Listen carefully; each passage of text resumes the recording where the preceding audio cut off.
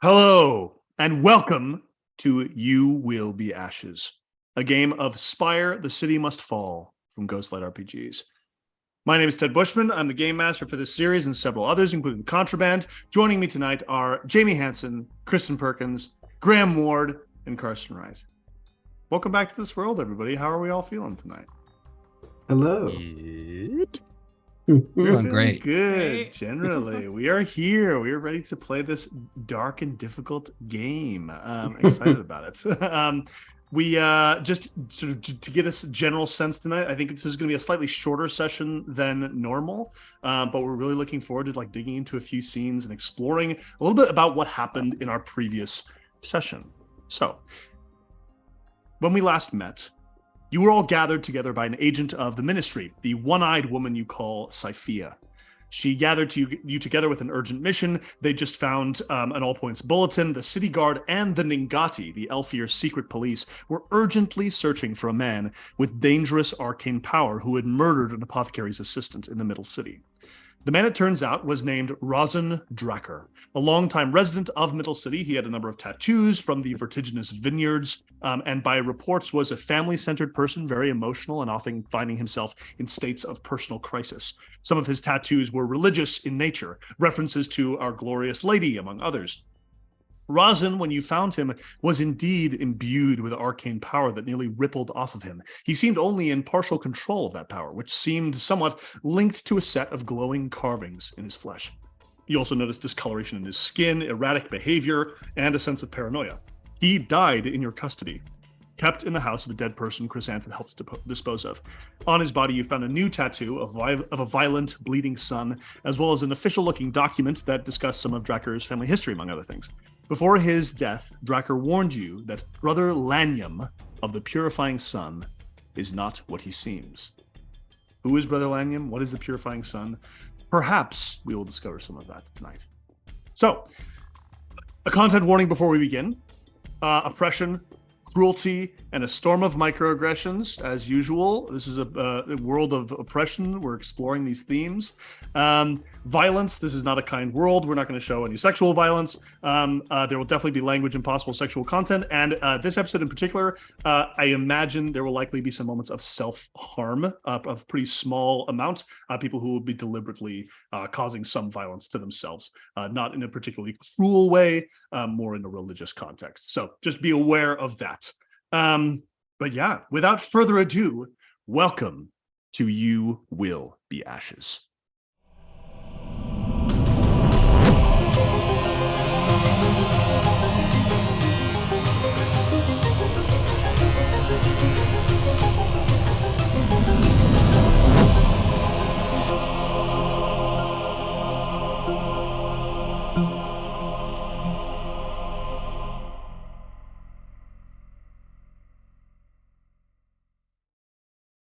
Bodies.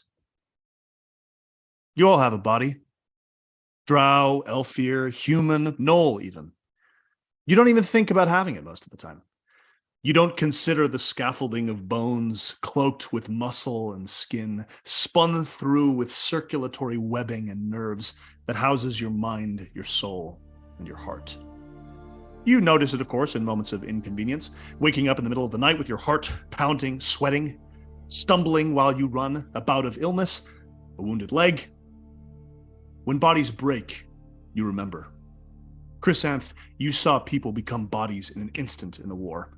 Arcolic, you make people into bodies.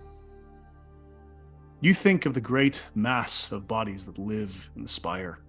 Hundreds of thousands of them, stacked on top of each other, sweating, stinking, breathing, drinking, eating, shitting, living, dying. Some spend their days in glory, some spend them in horror, and many spend them in the in-between. There is a small house on the edge of Middle City, with a little metal balcony that looks out over the vast landscape below.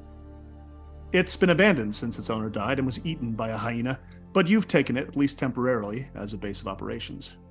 On that table, in that little house, is the body of Rozen Dracker. Not long ago, he was more than a body. Whether he's anything more than a corpse now, that's up to you. Welcome to Spire. So, Chrysanth, I think you return when the next time that you return home to your little house. Where does Chrysanth live? You said that he maybe moves between houses. Is there like a base of operations? What that look like?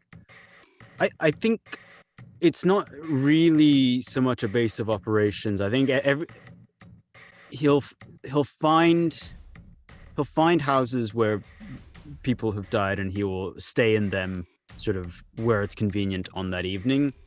Or if there's no one around, like if Malthus is just eating bodies out of the gutter, then he kind of sleeps in the gutter. He's quasi homeless, sort of just going where the work takes him, so to speak. Yeah. But occasionally, I think he'll check in, like if he needs a night's sleep and there's no one has died in a house recently, he will go to the Temple of the Charnel Priests. Yeah. So the Temple of the Charnel Priests is this interesting little structure built on in the sky docks, the highest level of Spire. So big buffeting winds blow through the streets here. It's probably this really, I imagine this interesting building that partially is made out of these big old mammoth bones of an old dead sky whale. And there's also like wicker that's like tied in between it to sort of make this like strange like basket of bones and dried leaves and other things. Yeah, I think there's one day that you return back, soon after the death of Razin Dracker, and Malthus, before you even get like within 500 feet of the place, sprints off, like excited to get back to the house, because he knows where you're going. He knows what it's like to feel home. So he sort of looks back at you, and then sprints up. All right, yeah. So Malthus hurries on inside. Go ahead. Slower pace, just a casual walk back in. Yeah, absolutely.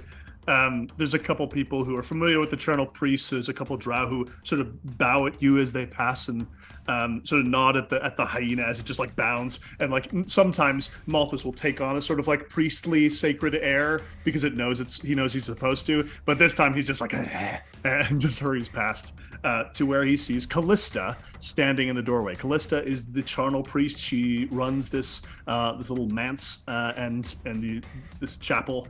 She is at the door with just like gore hanging from her fingers, and immediately Malthus jumps up and is like sort of eating out of her hands, and like his teeth are sort of like, he's not terribly careful, but she doesn't particularly mind. This is as we remember before, this woman with like black curly beautiful hair just sort of all over the place and covered in scars, like a deeply scarred and wounded woman from just tons and tons of injuries, which she's never explained, but could be origin of hyenas or others, and potentially lots of different origins. She looks at you as Malthus is eating from her hand, and she says, "It took you long enough." Yeah, well, look, there was a lot of boy gets hungry, okay? Yeah, let's see. She leans down, sniffs Malthus, like grabs his head, sniffs him, like pulls him up and like sort of sniffs him down below and goes, "He's needed a bath for weeks now. Come on, let's go." And you, just rolls his eyes like, they don't need baths, okay? It's the musk is part of the. Okay, fine. She says, "There's a difference between musk and the care of a sacred animal." So the two of you in this big house full of gore and drippings. There's a couple other hyenas. Illustria, who's the much larger hyena, who is not. I think is actually Malthus's mother. Like they have a little bit of like a growl at each other, and then there's this sort of like brief moment of fighting, and then there's some licking and friendship. Callista kicks Illustria away, brings into like a big wooden bath. And the two of you get to work scrubbing at this beast. The soap is not particularly fragrant. There's a little bit of honey that's been added to it, but mostly it's pretty caustic. And the two of you work together washing. Just take it, you big baby. Yeah. Malthus hates it. He's just sitting there like soaking wet, and you see how thin he is. Like he's a pretty small animal, compared especially to his mother. You're just working at him for for a while. Callista, mostly for much of the watching, sits in silence and sort of waits for you to engage. Do you talk with her about much of anything, or?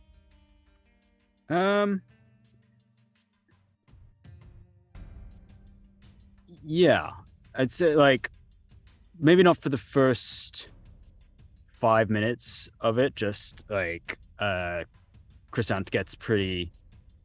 Once he's decided to start it, it's actually a pretty major operation, I think, getting Malthus clean. So he's kind of focusing on that, and then once it starts to become a little more like, okay, now Malthus is just kind of sitting in slightly tepid, dirty water.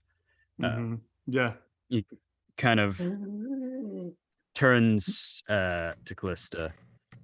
Says, "So, things been busy here while I've been gone?" A little bit. We've had a couple of hot spells the last few weeks, so there's a few old folk dying, and some of their children will bring the bodies to us, and we'll dispose of it. Have ourselves a few funerals and songs, and no, it's been good. Not a terrible season for Charnel. Have you been running many services yourself?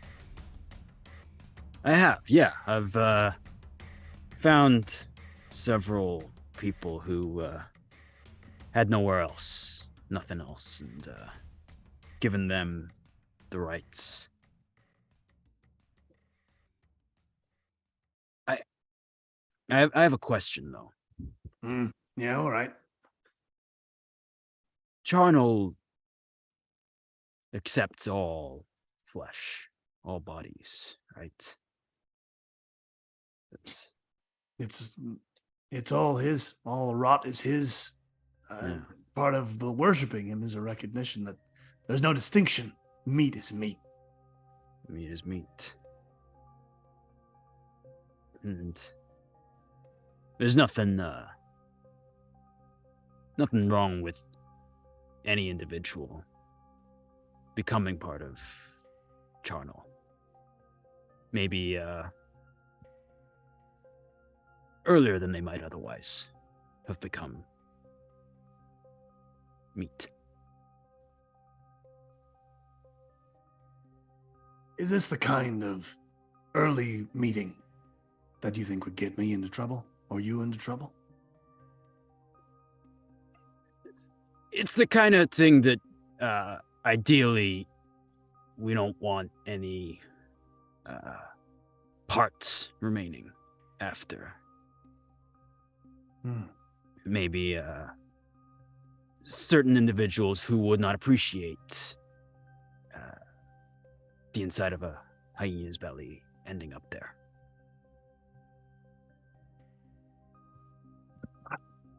Sounds like you've done something stupid. You deal with it in whatever way you see fit. What? But there's no repercussions? I do what I want?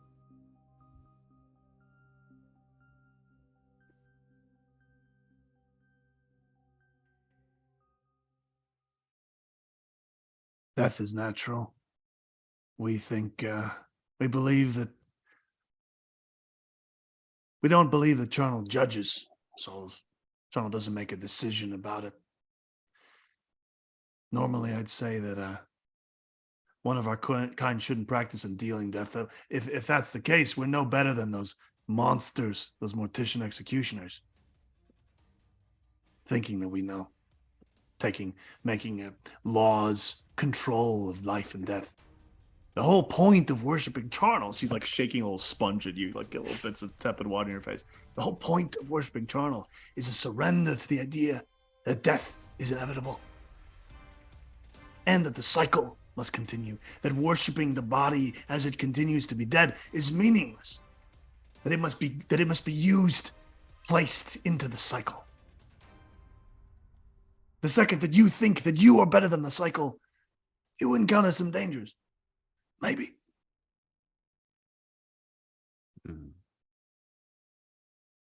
What if someone's trying to make Malthus enter part of the cycle? Is it okay for me to... Oh yeah, kill him. Oh yeah, absolutely. The hyena's sacred. Okay. I didn't. If that's what you were talking about this whole time, goodness fucking gracious. I'm just saying, look, I've stumbled into a situation where maybe someone might end up threatening the hyena, and I just want to make sure that I'm justified in that case to return them to the earth. I think you are ready for another lesson in the worship of Jarno. There's more. Come with me. Of course, there's more. You think I taught you You think you understand everything? You? Come on. You gave me the hyena. You said eat the dead people. Is that not the whole gig? It's an entire religion. It's much more complicated. Come on. Okay. She brings you, pulls you out of the chapel, gets a little step ladder that she leans against a wall, climbs up, sort of rickety, like it's actively shaking, but she doesn't particularly seem to mind. Like she doesn't try to steady it or place it on something better. She gets all the way up and says, okay, bring in one of those buckets, one of the gore buckets, the wet, not dried, no bones, yeah? Could you grab one of those? Okay. Yeah. Right? Yes. She takes it, pulls it up, says, all right, come on up. She climbs up onto this roof and starts laying out strings of intestine and flesh onto the top of the chapel over its crest.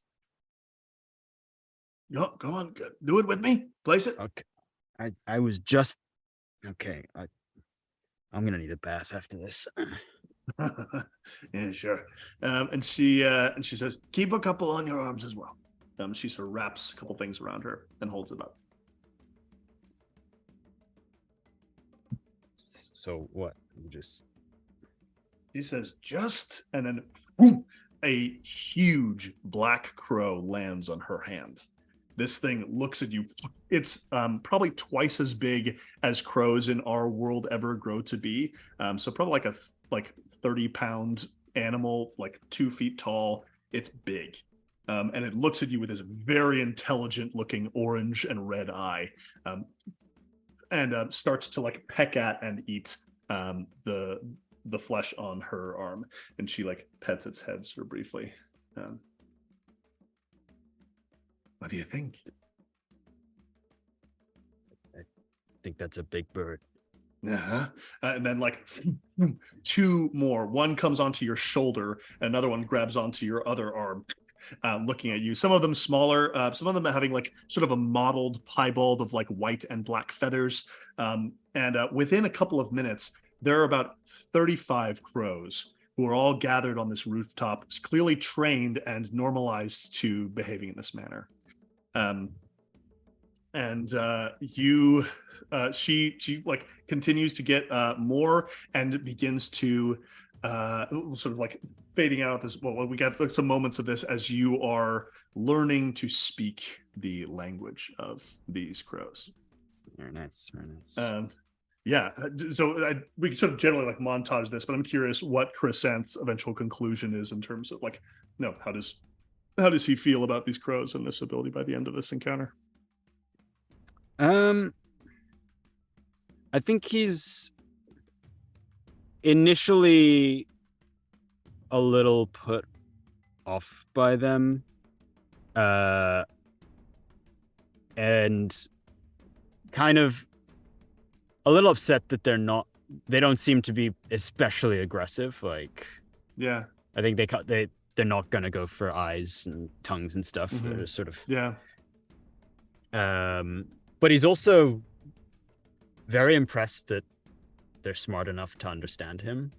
I think maybe not to gain another pet, but like if there's one in particular that he's able to hold like 10-word sort of conversations with. Yeah, totally. We'll say his name is Oreb, Oreb.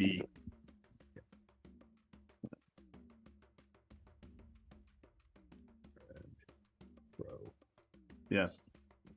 And he says things like, good friend, lots meat.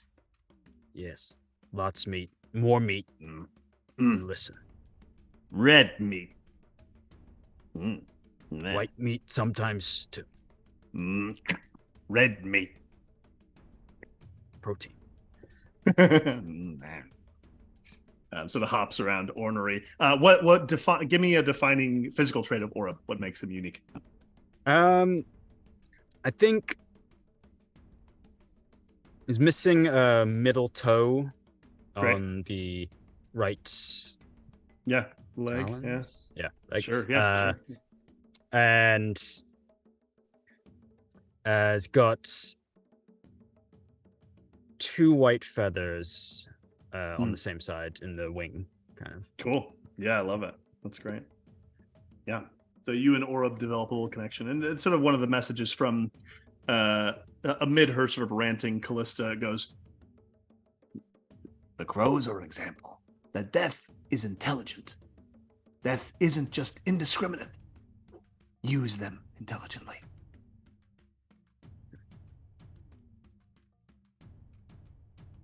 Thank you. Thank you. Don't wait until he's stinky to come by again. All right. Okay, yes. Look, can I one last thing? Yeah.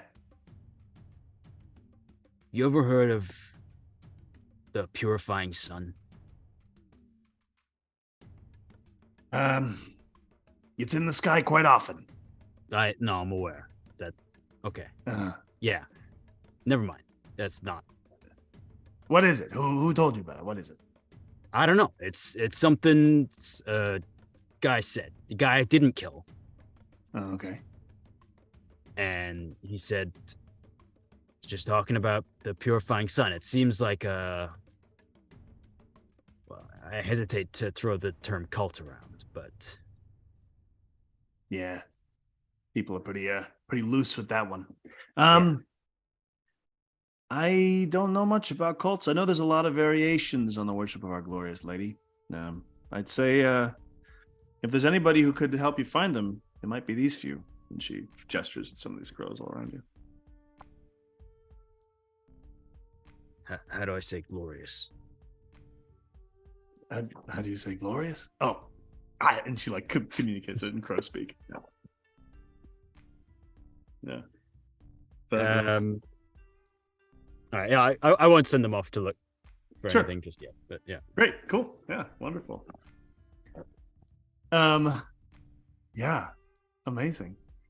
So the yes, I do know the Hebrew word for raven. Clearly. So Moreau, what's up with you in the few days after the death of Rosendracker? Or even in a moment, like, is there a scene where we're heading back to? I think there's a lot of business to be done at the house of my Lady Tallow. Lady Tallow as well. So there's probably like some boring managing of that and speaking with the sommelier and like figuring out the wine situation for the event on Friday. But I think more importantly, it's a out and about moment where he is dressed in sort of like commoner's clothes and is definitely not in his normal look, looking to go meet up with Cyphia. How would I go about like notifying her? I'm guessing like in the years we've been working on, I don't know what our system is like. Yeah. I wonder if it has to do with the gardens of Lady Tallow. Like if there's a certain branch on a certain tree that you like cut one leaf off or something as an indicator of, hey, we need to meet. And then she responds with some equally tiny, inconsequential thing. Fantastic. Yeah. Let's say in this case, it's in the garden. And there's a pruning just so on this plant. That would notify her of my interest in meeting. Yeah, absolutely. And you you get in response a single like a couple of leaves cut off of a certain bush that indicates this sort of normal meeting space. The two of you end up meeting on a large bridge that connects a couple of open sections of the city. It's at night. That's exterior. There's like a number of people passing by, but it's enough that in the traffic of it, some people are waiting around there, and it's easy for the two of you to talk without being noticed, especially because the place is so poorly lit. And so you find yourself standing on the edge of the bridge, looking out over the vastness of the land of Dysterra below you. And Cyphia looks at you with a little bit of a smile, and she says, I've been hearing some reports that are pretty positive in terms of what we were looking to have happen. Well, before we speak of that, do you think it's possible that we could choose the bush by which you would notify me of this location, or maybe reassign it? It's starting to look a little sad. Oh, my apologies. I always forget that these things are a thing. Did you care about these bushes? Yes, let's... It's not that I care about them, it's that they matter. All right. Nevertheless, yes. I'm glad to hear there's some positive movement and that somebody is happy about our our soiree in Iron Slouch, was it? Yes. I'm not particularly demanding with the information of what happens after. But it's as you said, this was more dangerous. This was even risky, not just to, well, physically, yes, and many opportunities for loose ends and threads. Yes. I know it wasn't your style, but I knew I could trust you. What's it for? Well, I'll admit, Moreau, that I think that you're going to be the one to figure out exactly what. Do you have... did you give a report to Cyphia, do you imagine, or is this the first time she's... I think there's a report, yeah, and like, this is what we heard. Sure. We got this Brother Lanium situation. Something's messed up. Yeah, she says, look, we've looked into this organization. They call themselves the Purifying Sun. There isn't one. That's the thing. There isn't something officially calling itself that. But this tattoo... They were all purified, I assume? One can assume, yeah. What we found was that this tattoo that you're looking for, that we were able to track down. There's a few individuals at markets, open spaces, who've been talking to folks, having sort of lectures, demonstrations or something. We haven't followed a whole lot of it.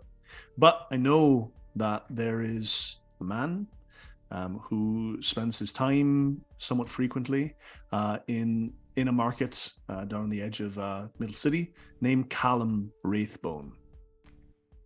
Callum gives demonstrations, talks to people. He carries one of those tattoos on the back of his neck. And just for my memory here, right? We're talking about the tattoos versus the carving of the arcane runes. Two different things. Two different Clarifying. things. That's right. Yeah. So our guy Rosin had a bunch of tattoos on him, many of which had been done by the same vineyards guy. The sun tattoo was right at the base of his neck, and same that one. was new. Great. That was new, not done by the same artist. So it seemed to be the most recent. And then there were carvings that were like actively etched into his arms that had some arcane power that glowed, that were different and not tattooed, no ink involved. Right. Okay. Thank you. Just needed to clarify. Yeah. No. These are good details. Yeah, dude was marked. Yeah.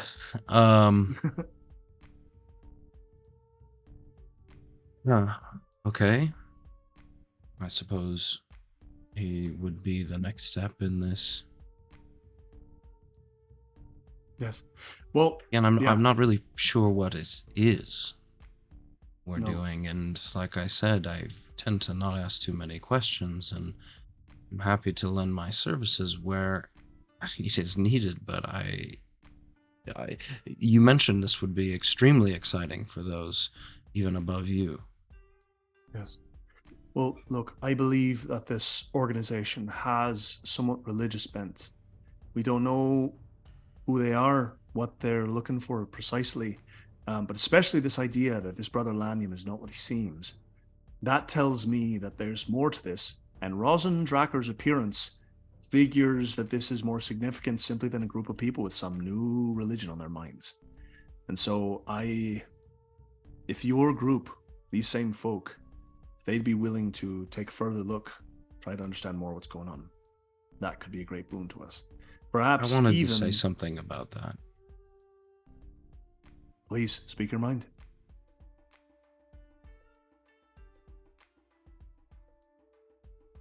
It seems entirely...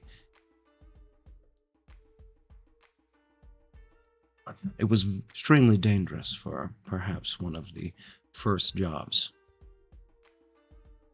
Yeah, I know. I mean, they're practically kids, comparatively. They are This quite is something young. that our colleague has signed up for, taken the vow. This is something that I also have vowed to do. And not to mention, I've lived long enough to know what I'm about. Indeed. That's one of the questions I hoped to ask you, Moro. Would you say that either of these are ready to be invited deeper in? No. Hmm. The artist has no idea why she's even doing this. Difficult to be committed to a cause when you can't admit what it is you're fighting against. As for the Aryan priest, Indeed. suppose there's more promise there, but again, I can't say I know enough. That's not to say that they couldn't. I think there's more work to do there. You're right. The first job was dangerous. This one, I think, has some more uncertainty. But I think if those two, if you, Varkolic, anyone could get a bit closer, I think it would require you to ingratiate yourselves with these folks, with this purifying sun. That would Well, make a why difference. didn't you say yourself? That is well within my wheelhouse. I can leave my pistol at home, perhaps. Yes, I would certainly hope so. Another situation for which you could leave your pistol at home, this document, the one you mentioned that was found on our friend. Yes. This is from the School of Medicine of the High Elven University in Amaranth. It's a very strange document to be found on this person. He had been in contact with the university's staff, with these folk, less than a month ago.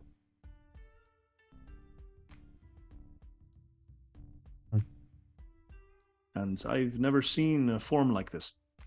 This is not a normal procedure for them. It seems a bit more documentation, asking a lot of questions. So I think if you were to go and see what might be going on there at the university, that could also be a worthy investigation. Well, I'll add it to my list. I know you have a lot. This doesn't need to be fast. This happens in the next 2 months. That's wonderful. I understand from your report that one of you is injured. Yes. Our colic took quite the hit. Hits. Wasn't exactly there. Yeah. I suppose I should look in on him. You were a bit subtle about what exactly happened. You said the You said that Ngati was killed, but you didn't say by whom. Who was it who landed the killing blow? I assume the carrion priest or the man with the big axe.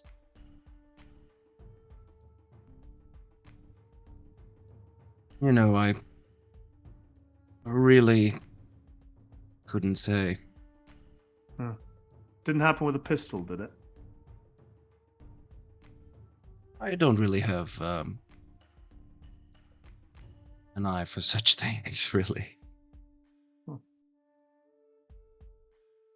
Probably not a paintbrush, I assume. Yes. Yeah, he was painted to death. Oh. All right, then. There's something happening, Moreau. What? I don't know what. I have a feeling. I think that what you're uncovering, I don't know if we're gonna like the answers we find.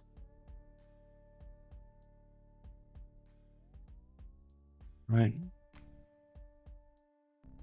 I'll keep that in mind and keep you abreast. And again, please, a different bush, please. Perhaps the and I'll name some local plant. Invent one now. Do it. The chrysanthemum. Yes, the chrysanthemum. Perhaps the chrysanthemum. That would honestly be doing me a favor. All right. It'll be the chrysanthemum then. Best of luck to you. Yes.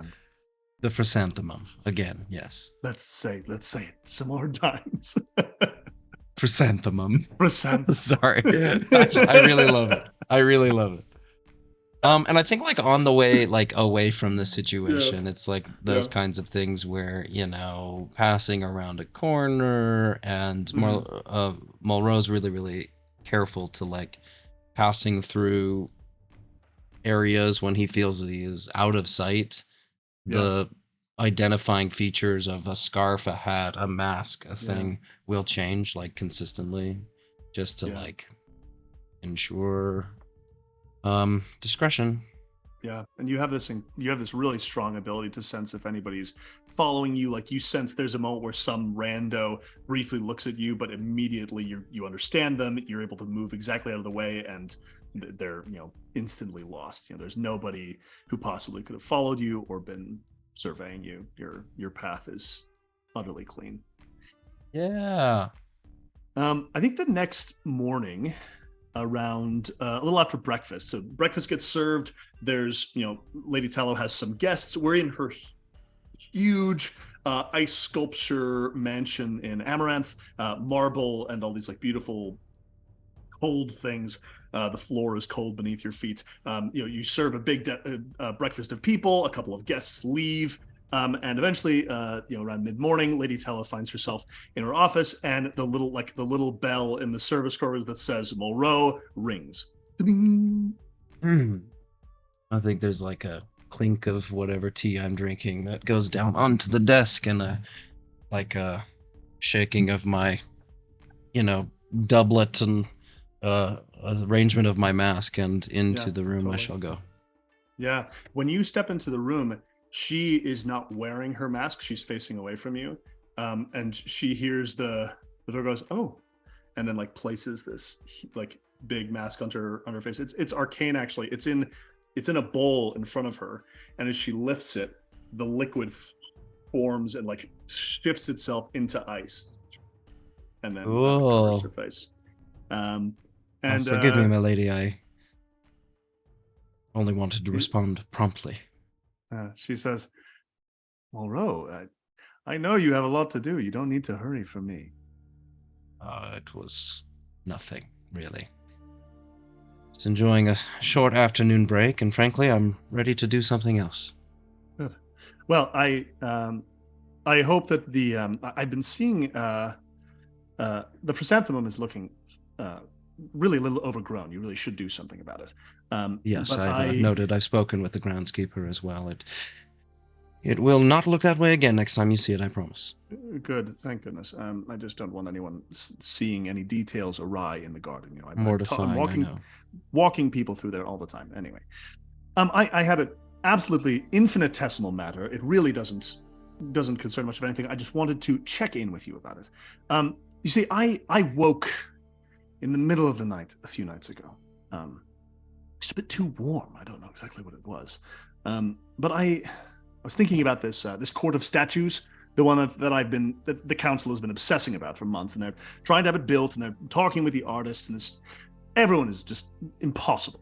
There's zoning committees and the arguments and the fees. I wanted to speak with you about it. I hope to strategize with you. It was about 4 a.m. I figured you'd be amenable. I called the night maid.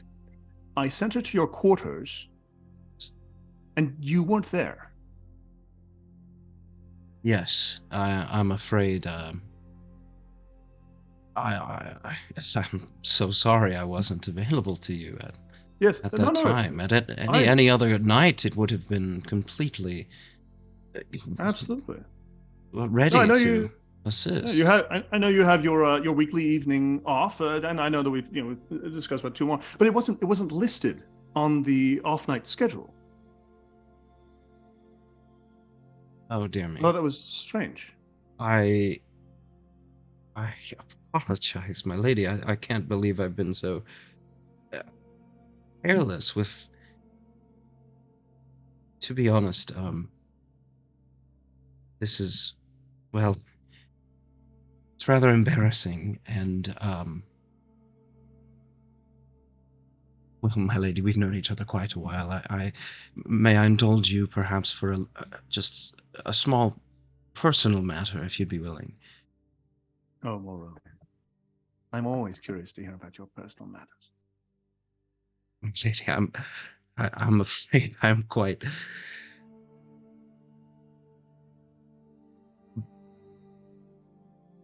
I'm in love. And I'm sorry, it's not something I've quite ever experienced before.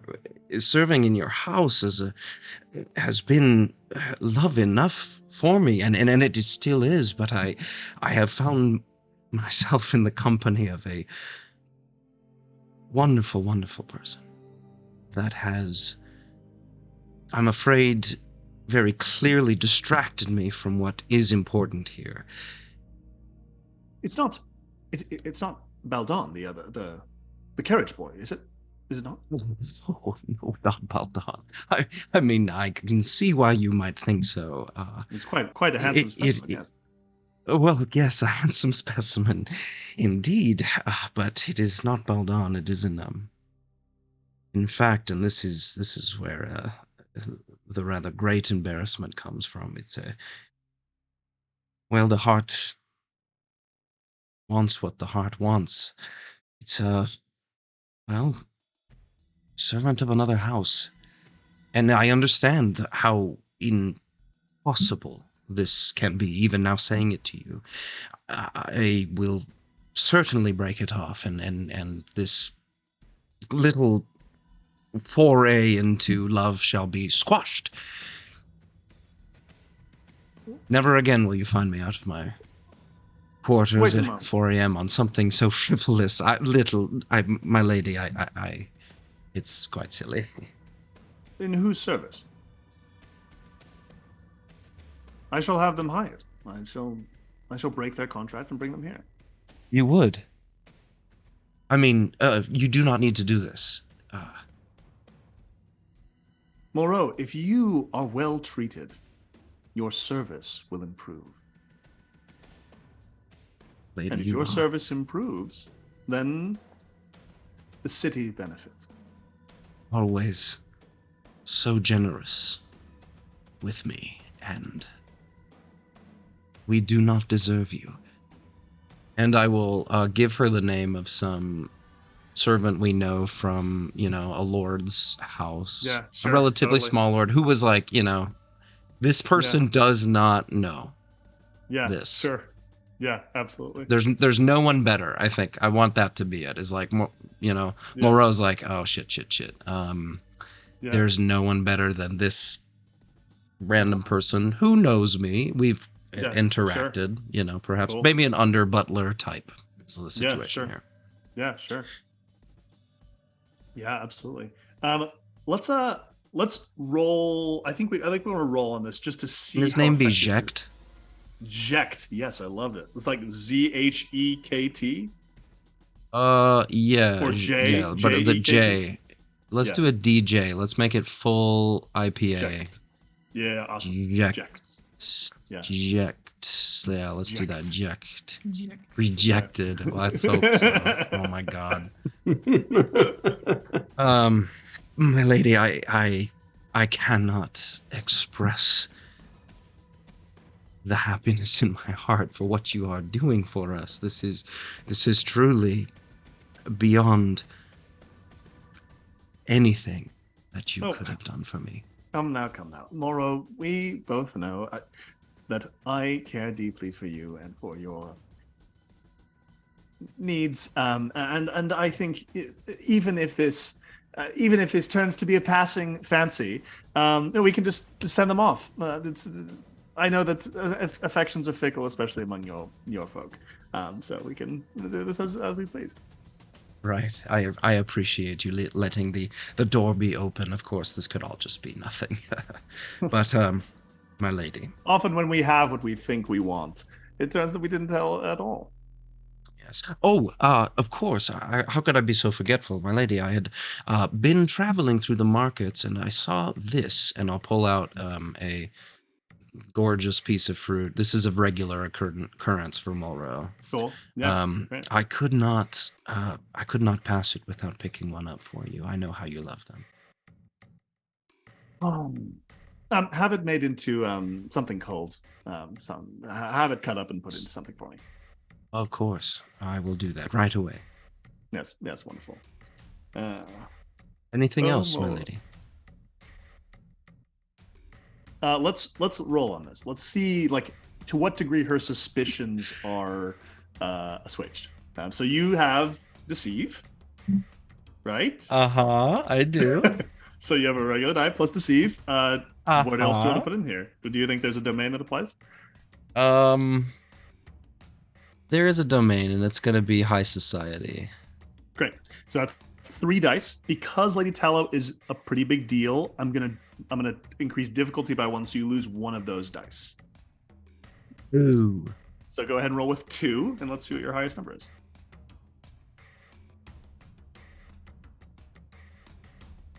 Four.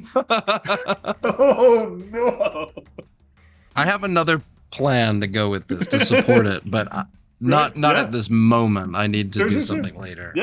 Yeah, sure. So what we'll do is we'll go classic contraband style, and we'll start a 4-part clock, which is Tallow suspicious, and we'll put. Can I roll that right into my? This is like, oh gosh. I want to very quickly. Let's see if this works. If you like this. Yeah, I'm also gonna give you a little stress really quick. Sorry. I'm giving you 2 shadow stress, and then butt up against my shadow pips. Yeah, you are all good. You do not get a fallout.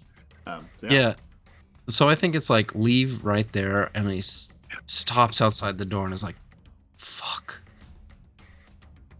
and then immediately sets to work over the next 3 days doing an institutional falsehood within this household. Yes. Yeah, I love it. To just awesome. Start spreading the word that I've been seen, I've heard rumors, there is Jekt. Oh yes. And at some point I'm gonna have to go talk to I'll figure that out later. But anyway. Yeah, to check about it? I mean yeah. So this is widely believed until it is proven false, and I'm hoping that I can strengthen or slow that clock later. I love doesn't have to be now, but that's so good. Yeah. I love it. Yeah, so you you're gonna disseminate a lie. In this case, it's not like a date and time on a piece of paper. It's someone saw you ass naked, climbing out a window. Exactly. And I think there are even some kind of stories exactly like that to just kind of pepper the stew of lies. Yeah. Oh, I love it, love it, love it. I'm in 2 curious. windows. So I love this moment of Monroe stepping out the door, going "fuck." But I'm curious how else. Oh, you're so blurry. Alright. We're back. We're back. Welcome back. Like, are there any other ways that does he immediately just like he's closed back up? Like, I guess he just like jumps into work and he's like making this lie happen. Yeah, it's Just like curious how he that. It's like handles gotta the go stress, through the days, and I think like there is some like real care. And I think you'll even catch like a few times if you were the fly on the wall, like he returns to his quarters and Yeah. takes his mask off and looks in the mirror and just goes again, fuck. Like Yeah. that feeling of like, Oh, I what love is that. wrong with you? Yes. Yeah. This like it just surfaces every once in a while. Yeah. I love it. Yeah, and so I think the next few days are very like on top and careful, not overly suspicious to be like, Yeah. oh, Milady Tyler. How Sure. soon till he comes though? I just need to know, like in my head canon. Yeah. I think it's like 2 weeks and change. So you've got Okay. some time. So yeah, you're just because like the contract needs to be dealt with, and like there's some negotiations with the other lord who's like, oh no, Jecht is quite valuable to the household. Yeah. And Lady Tal's like, shut the fuck up. I can get you some political benefits. Yeah, And that's she- and my she lady. gets Get me a she fake gets excited boyfriend, about it. please. Yeah, she gets excited about it. She like will wink at you sometimes. Yeah, with moments that, and He's you just coming. yeah, and you just see Okay, these good. moments that are like unsettling to you of like being at dinner where like normally she doesn't think about you because she trusts you completely, and there's just a couple moments where she's not frowning at you, she's not suspicious, she's smiling at you and noticing you, and that's Yeah. not your faith. Right. Yeah. Fight time. You got yourself a secret boyfriend, my friend.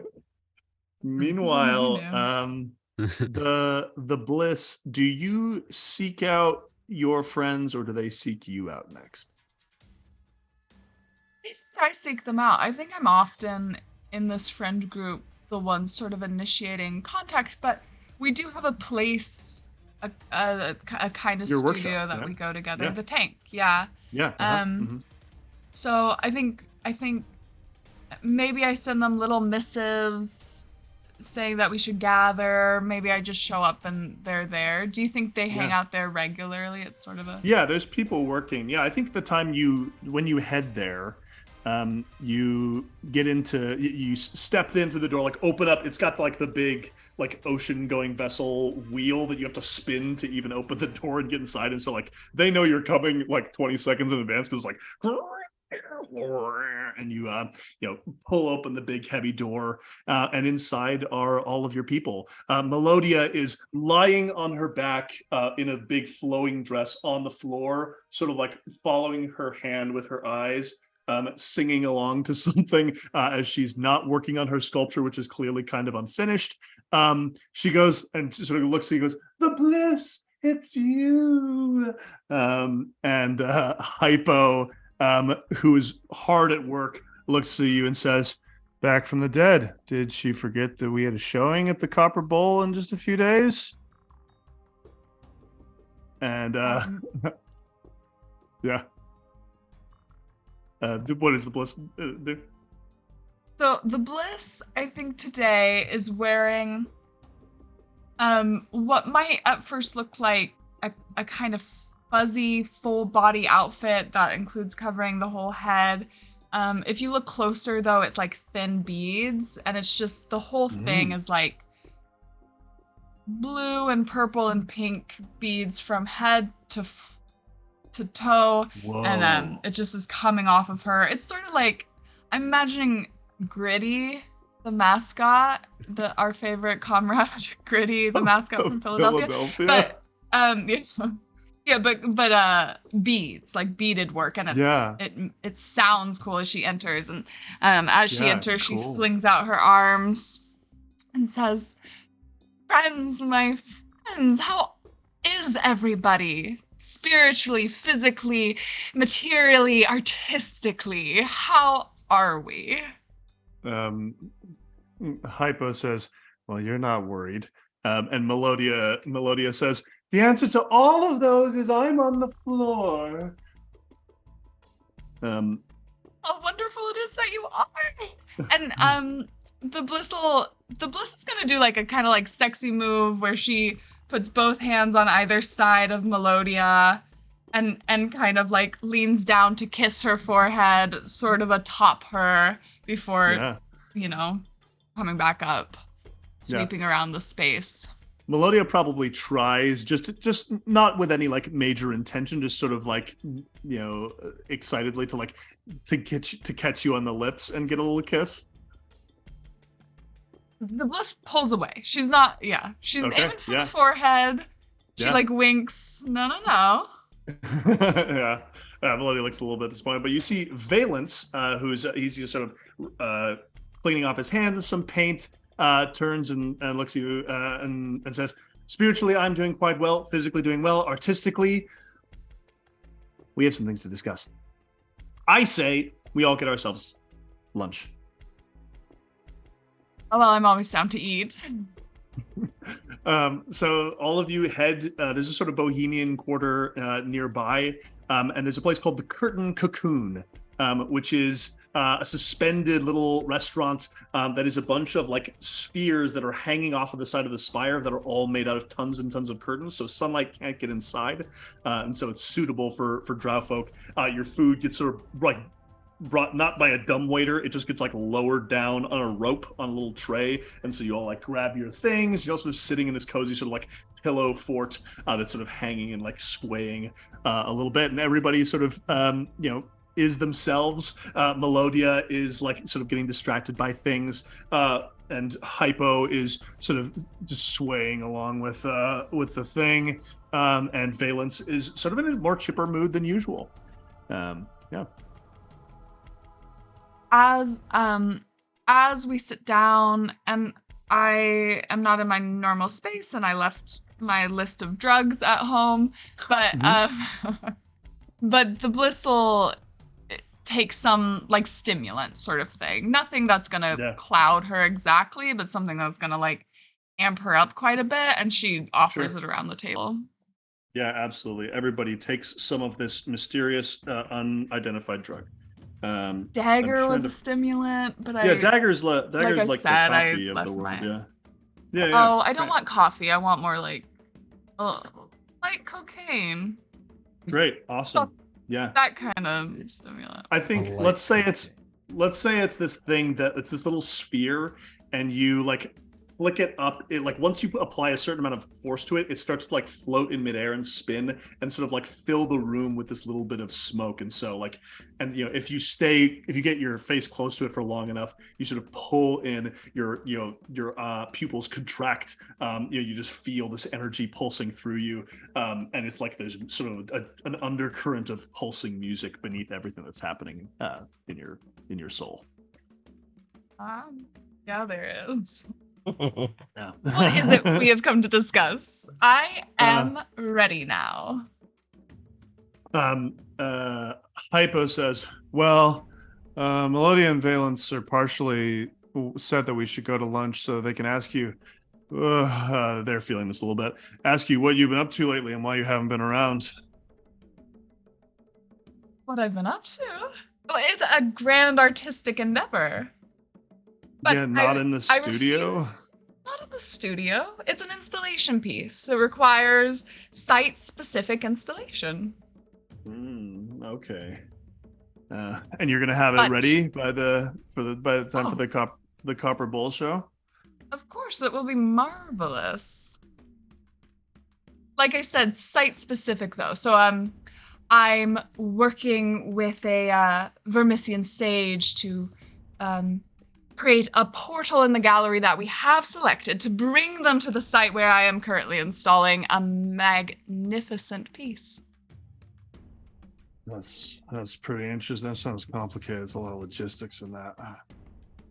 Well, you don't need to worry about it, darling. I have it all figured out myself. Okay. Valence leans in and goes, so here's the thing about this show. Somebody important is coming. I've been hearing about this fellowship. It's an Amaranth. It's like a few Elfier artists, and they have this fellowship where they bring in drow artists and you get like a residency for a year. It's paid, and it seems pretty good. And I'm like, you know me, like I have the style. Like people are always comparing me to like Elfier artists. Oh, sorry, I took too much of that. Oh man, I'm feeling that. But like that could be cool, right? Which Elfier artists are participating in the fellowship? I know it's Syndilla, Orange Blade Castles, and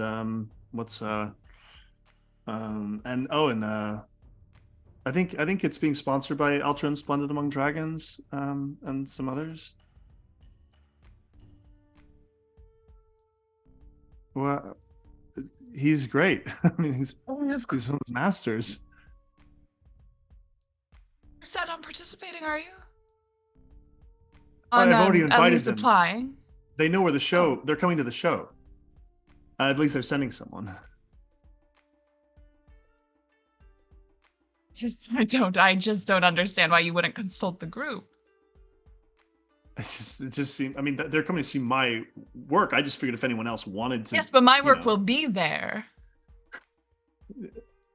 The Bliss. This is.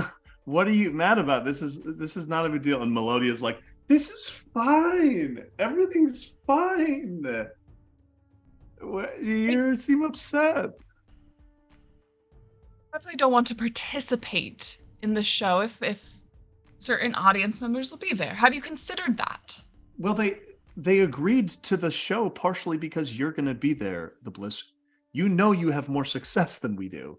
You know you have more of a name. You're going to pull out? Is that what you're saying? Said they wanted to see my work? It's just not these people. The copper bowl, the space. Oh. Right. And we can tell them you don't have a piece ready. I have a piece ready. It's been working on installation. Like I said. Do you really? Create of course. Who? What's the name of this Vermissian sage? Greeneth among the flowers.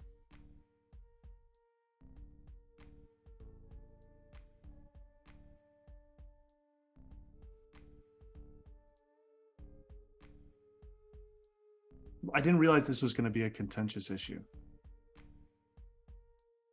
I know that you and Clarion had these experiences with working with Elfier artists. We just, I don't know, thought maybe we could benefit from something like that.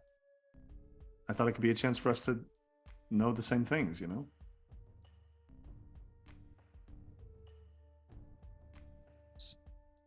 Of course.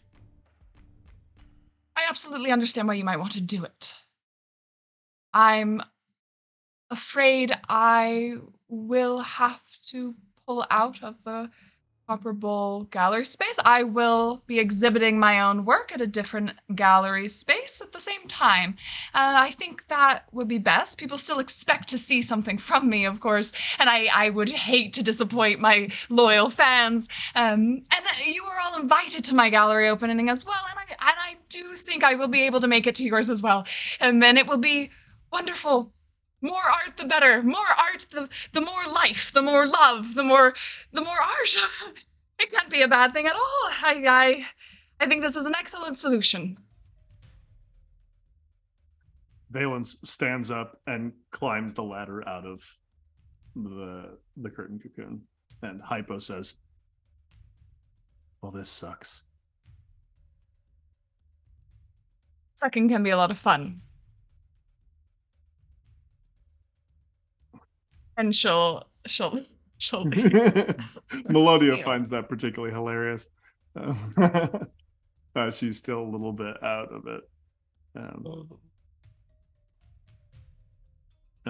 There is Melodia eventually falls asleep, but maybe heads out on her own. And I think maybe when you're leaving, you and Hypo pulls you aside, and they sort of grab you by the shoulder and say, "You can do what you want to do, but are you okay?" I am excellent, my friend. How are you? You seem dour as normal. Yeah, you don't need to ask me because nothing's happening that's different. You know what's up with me, but like, what's up with you? Like, here's the thing. You say you're doing art, but if you're doing anything like your normal art, it leaves traces on your clothes and your hands.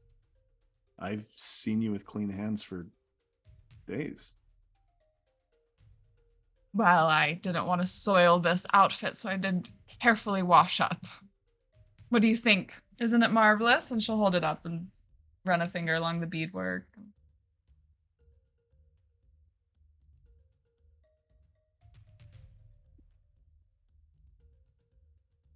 Did Clarion move down to Red Row like you said?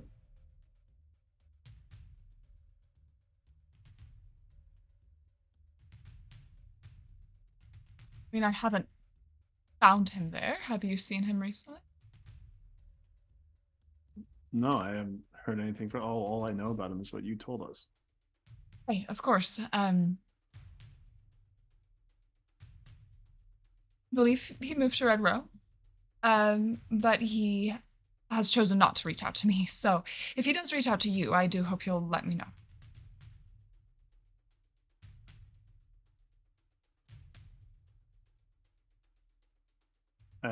I think Hypo's interest is continual. If you want to try and deceive them, or you don't have to, but I'm curious. Like I think you are trying to throw them off the scent. Like that. This will need a roll. Yes. Okay. I will roll deceive. Cool. And do you have a domain you want to apply? I don't think so. I don't think okay. I don't think any of these do. Yeah. Yeah. I'll just roll the 2. Yeah, and Hypo is your friend, so there's no difficulty on this. 10. Yeah. Hypo is totally convinced. Hypo looks at you and says, "Hold your hand." Says, "The bliss. I know that it doesn't look like it from the way that I act, but like people the people around me have a big effect on me, and you have a big effect on me, and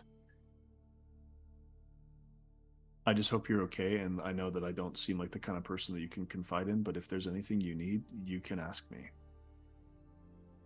I'll do it." I mean, people say, if you need me to hide a body.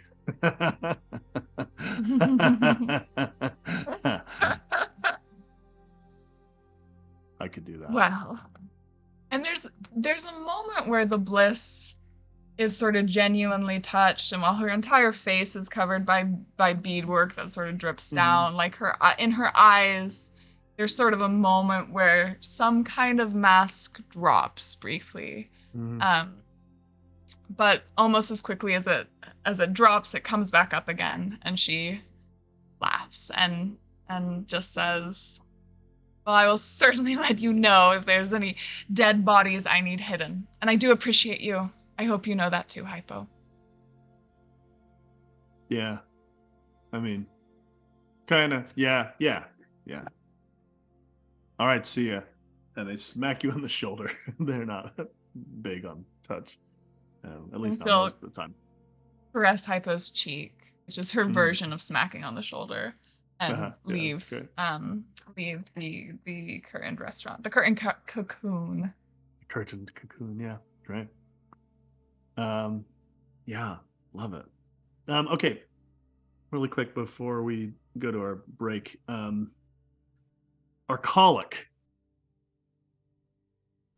You find yourself like a week after the Rosendracker stuff, standing before a desk covered with paperwork.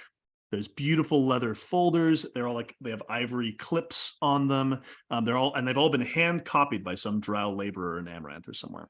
The Hall of the Mortician Executioners, your place of work, beautifully carved place of ancient stone, converted from some cathedral back in the day, is quiet and tense.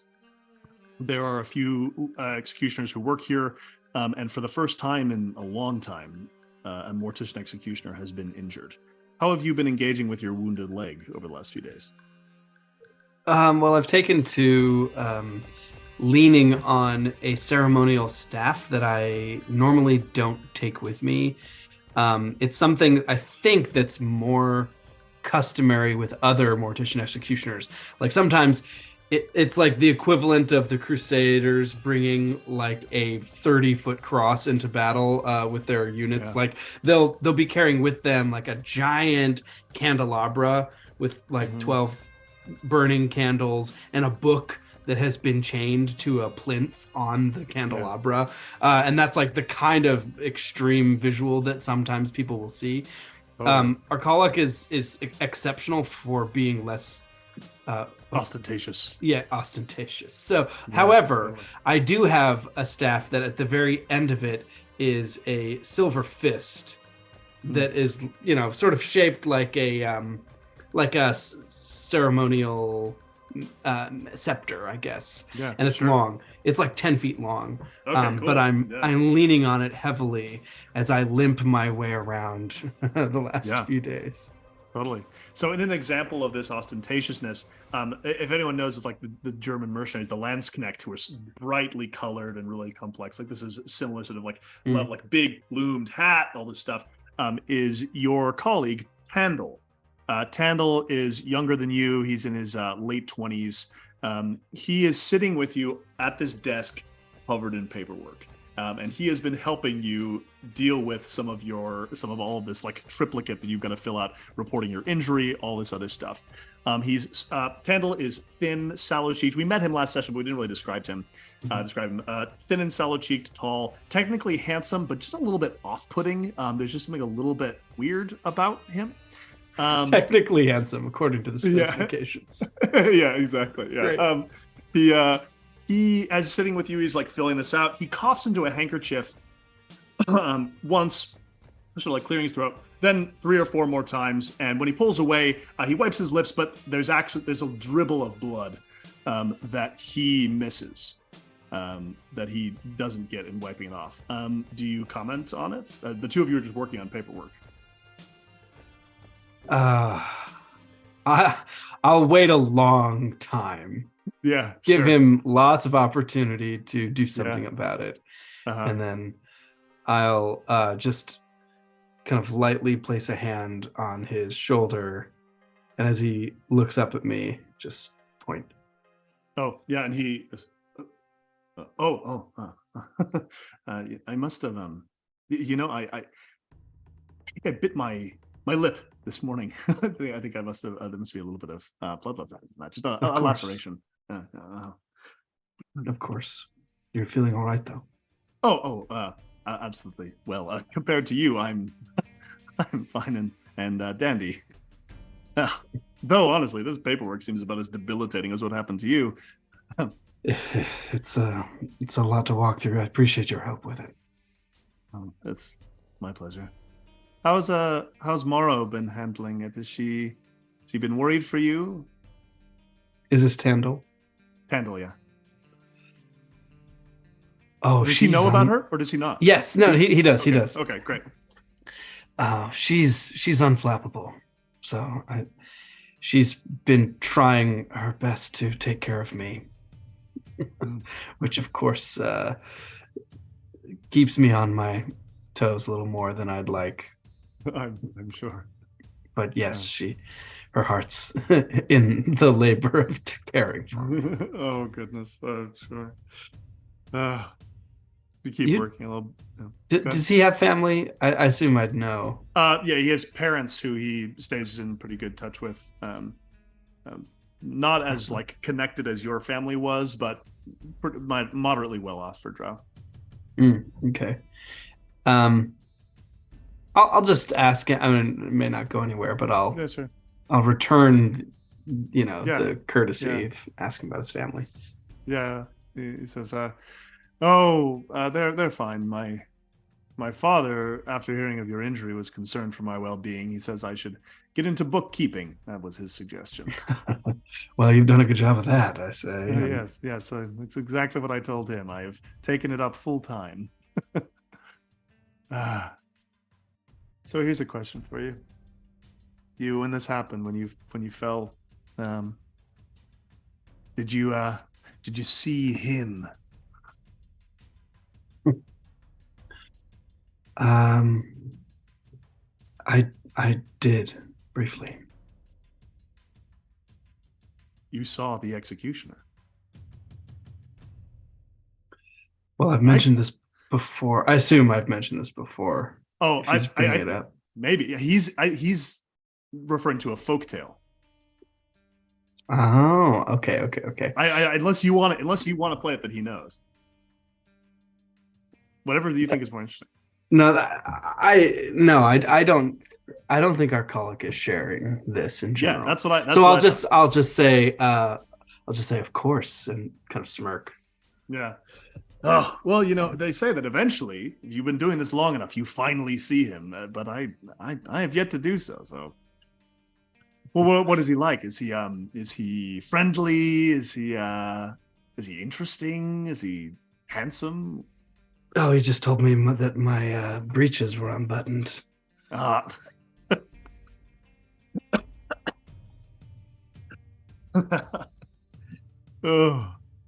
goodness. Well, this work. Tandil, do you find it hard to navigate your life outside of work? Does your contract stipulate that you have one of those? I wasn't given one. No. I remember a time when it felt I could have one. It felt that I had something to look forward to, people who enjoyed seeing me. Sorry, it's no. I'm getting a little too free-lipped here with my injury. I better get back on the streets as soon as I can. There's no one here but us and the Clark, but they can't hear us. I don't know. I'm surprised to hear you say that. I've always looked to you as someone who bears the scepter and the leaden scroll and the axe like they were made for you.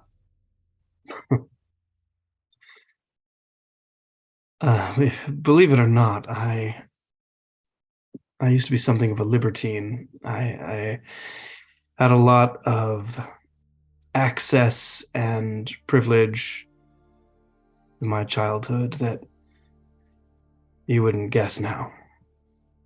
My father was well connected to an Aelfir family. Mm.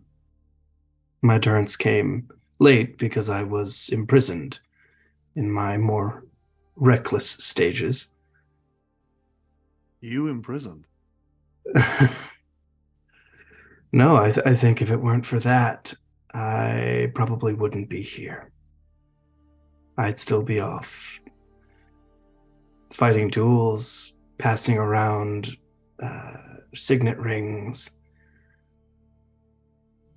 I mean, there was a time where I fancied myself as good as any Aelfir lordling.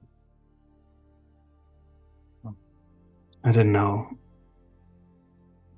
what people really lived with. Now I do. I was going to say, it's a dangerous thought, but the fact that your life was such that you thought that says a great deal. I was lucky, I thought.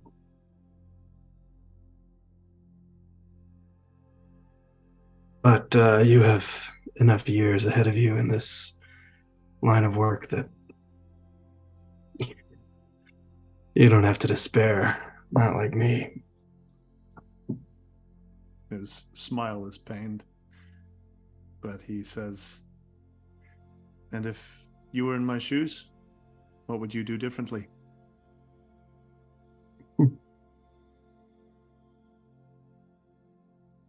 I don't know. I used to live, I have lived by the mantra that when I raise the axe, when I put on the hood, that man is not me. If I could just make that true.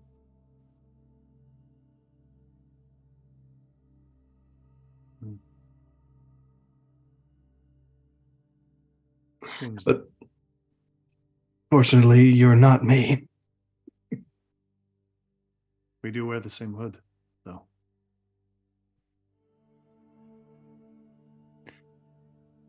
Unless there's a last thought that our colleague expresses, I think you were interrupted by a knock. This is the clerk, who's a young drow woman. Young in her 30s. She says, There's someone here to see you, Master Arcolic. Will they come in, or should I go? They'll come in. But you, Master Tandil, they asked to be private. Tandil stands, it looks at you as to check and see if there's anything you need or you hope from him. Yeah, no, I'll nod at him, give him a smile.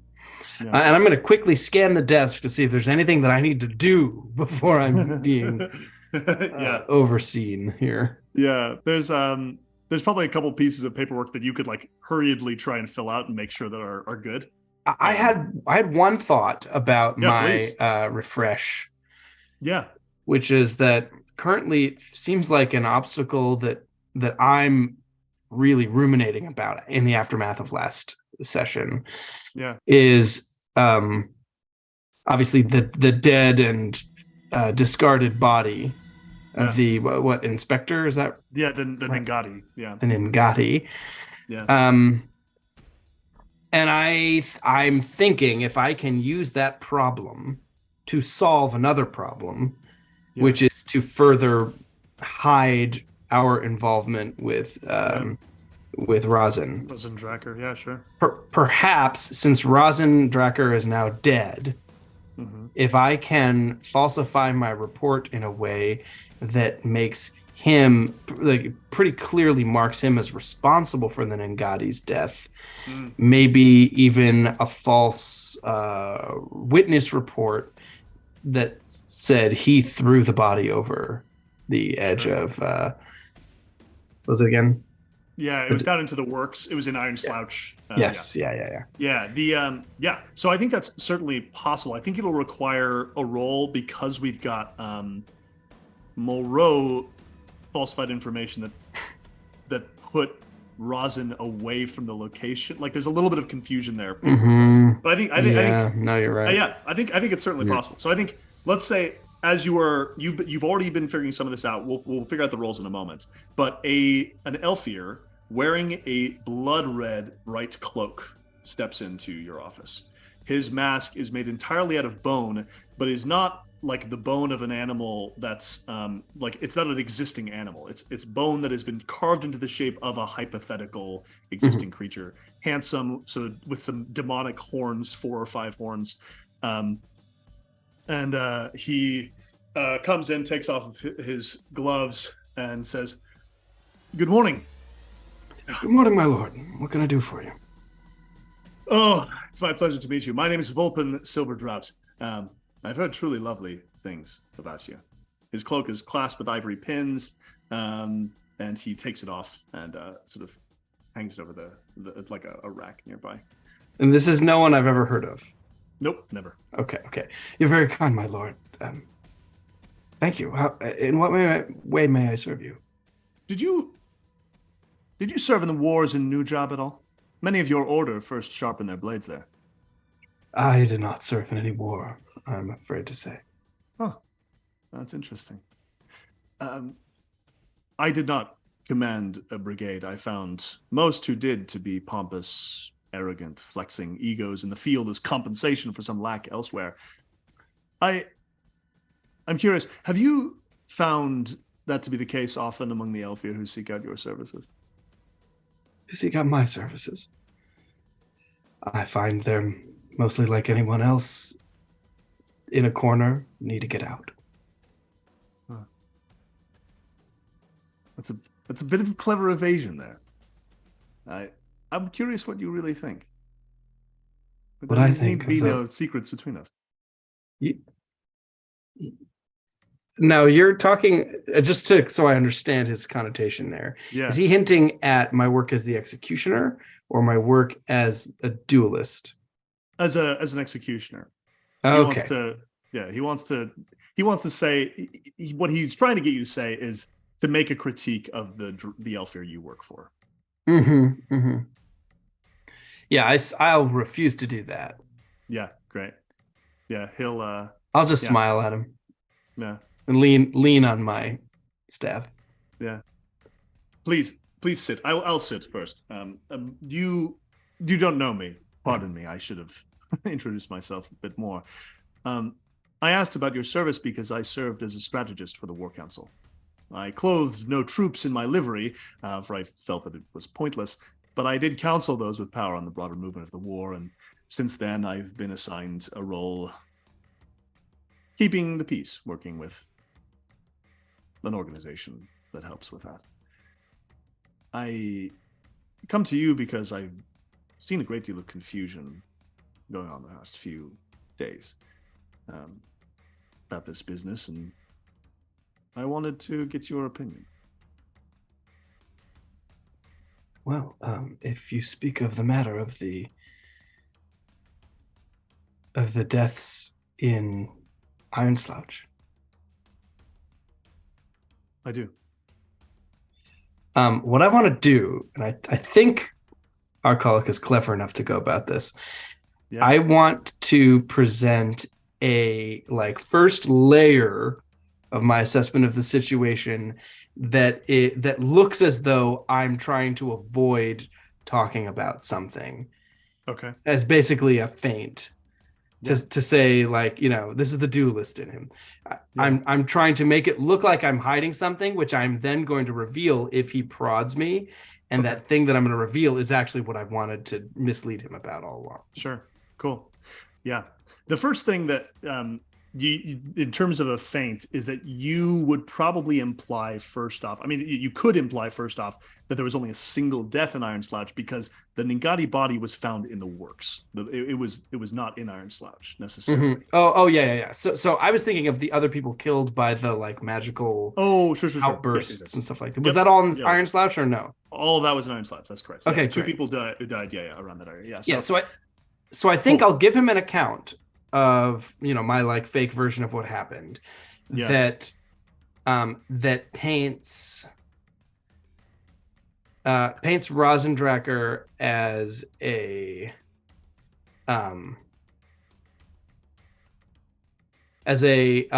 desperate victim of circumstance who was cornered by the Ningati and then somehow managed to escape and then died, in some innocuous circumstance that doesn't implicate anybody. Sure. Yeah. And I want him to realize that I'm acting like I'm defending this guy. Yeah. And then I'm going to reveal that he actually killed an Ningati and we haven't found the body yet. Or that I don't know. I guess it depends on the circumstances.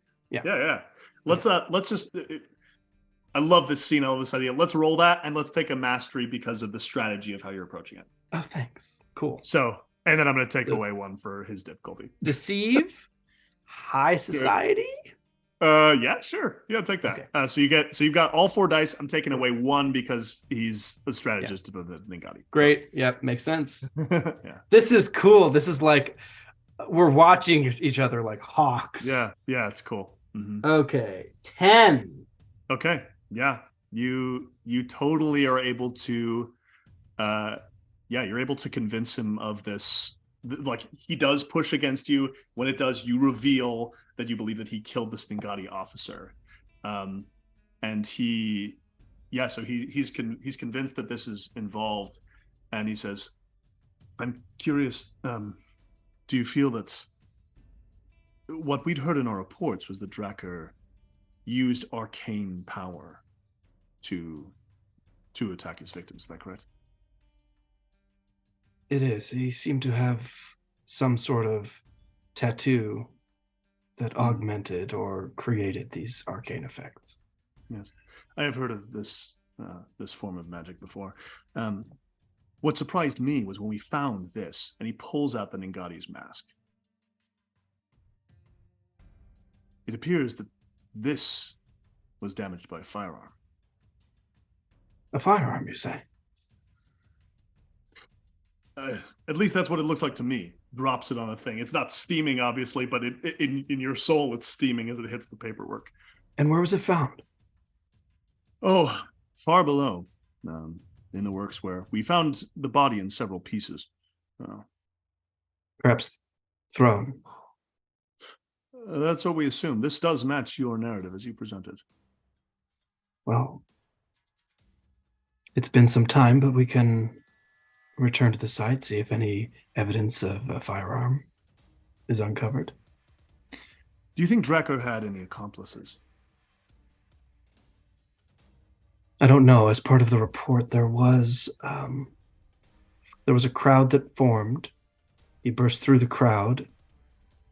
And in my version of the events, does he know that I arrived at the scene? And I'm trying to figure out what the understanding of my involvement is. Yeah, because I think that depends on the story you've given for your injury. Yeah. I just want it to actually protect me. Yeah, totally. So I think you can say that you were not involved, that you were not at the scene, that your injury happened elsewhere. Okay. If that was your story, I think that makes sense. And so then the reports are being made because of the death. I'm trying to figure out, I would only be making reports. Why are you involved in these reports? Yeah. Right. I think, the problem is there is this thing where you were mentioned by name at a city guard post investigating the circumstance. Because you spoke to the city guard, told them your name, and mentioned that, and sort of what we're investigating the situation.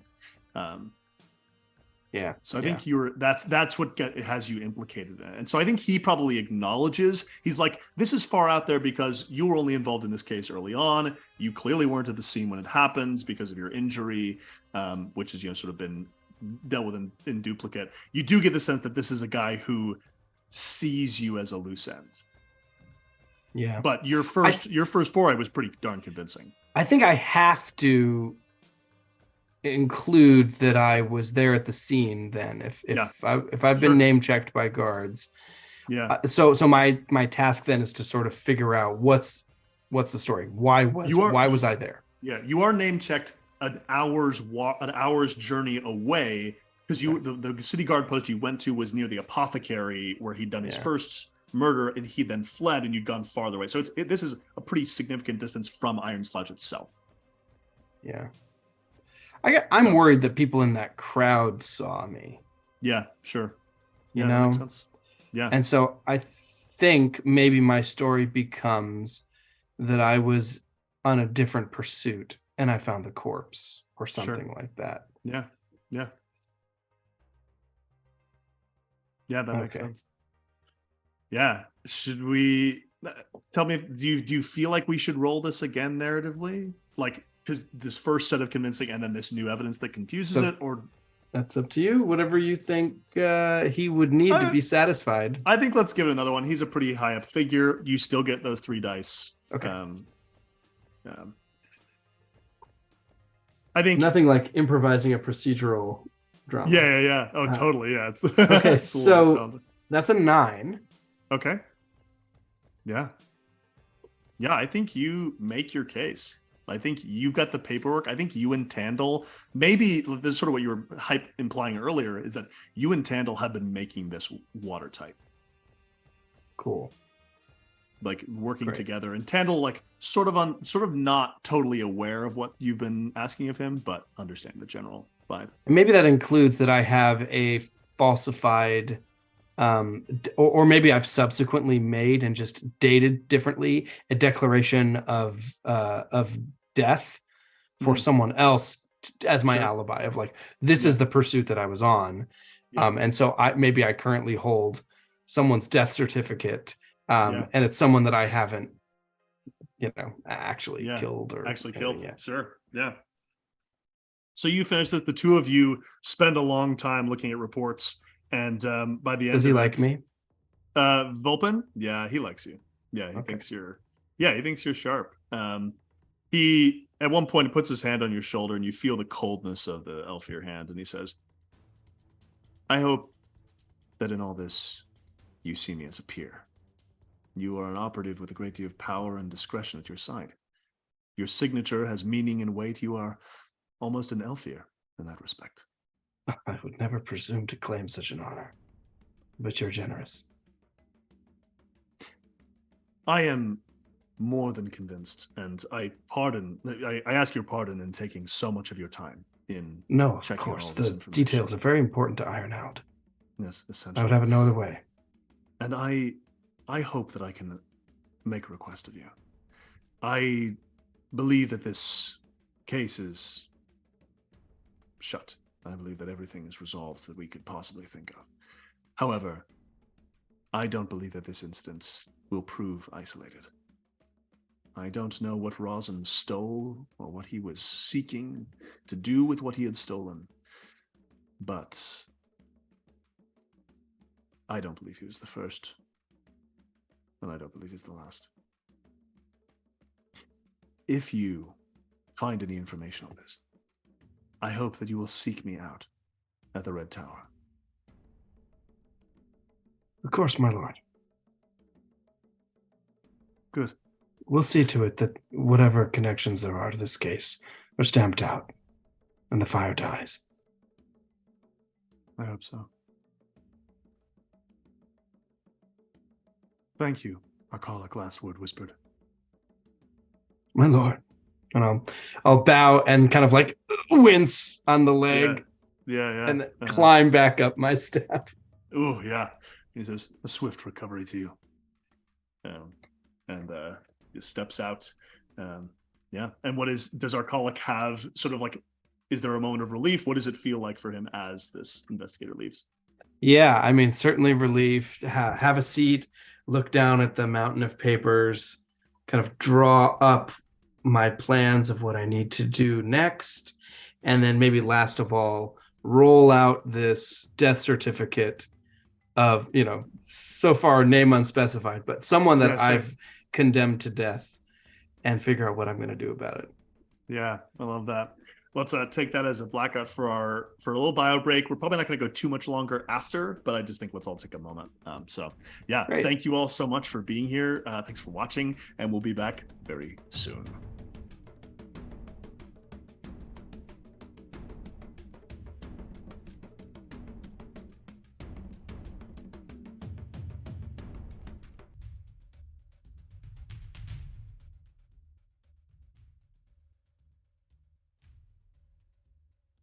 Welcome back to You Will Be Ashes. Chrysanth, a few days later, you are called to a meeting. There is a red orchard of vibrant red trees up in the skydocks, a small park sort of on the edge of the tower. And you find standing in the middle of this, near a bench. There's a bench that she could be sitting on, but she's standing. Wearing pleated pants and a thin shirt. She's got her hands in her pockets, the round sort of cherubic face and sort of darker features of Ash, your friend from the war. She says, "You look happy. As you come close, you smell an after scent of a little perfume, probably something that you didn't put on today, maybe from last night." You look very well put together. Do I? She looks at the hyena and sort of says, I don't want to pet him. He doesn't want you to pet him. Okay. All right. I'll pet you later. She sits down and says, "So, they went for it. They want you." Yeah. Well, they want me to do dirty work for them. Okay. They got me chasing down this guy who's got arcane marks on his hands or something. Yeah. Okay. But I did it. So great. You should trust me. And you what next? I don't look, I get in, do some work for them, just figure out, see who's there. I was already asking, but one of them's worked for them for a while, but he doesn't really know names. Okay. Hasn't heard of any other military people. Here's the thing, Chrysanth. I know you. I've known you for a long time. One thing that you don't do really well is people. I think, Malthus used to do that for you, and this Malthus is not exactly helping. So if you want to get information, this Malthus is all I have left now, okay? And I don't see you doing this. Well, you had me, but like whatever. I don't want to fucking talk about this. Okay. If what you want from them is to find what you're looking for, you have to show them that you want to be a part of them. You got to give them stuff they want, and sometimes you got to maybe say thank you or smile or some sort of way to show them that they can trust you.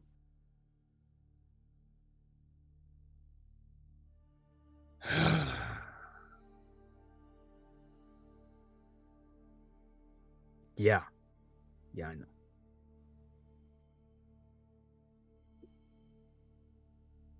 Look, I can get them to trust me. All right,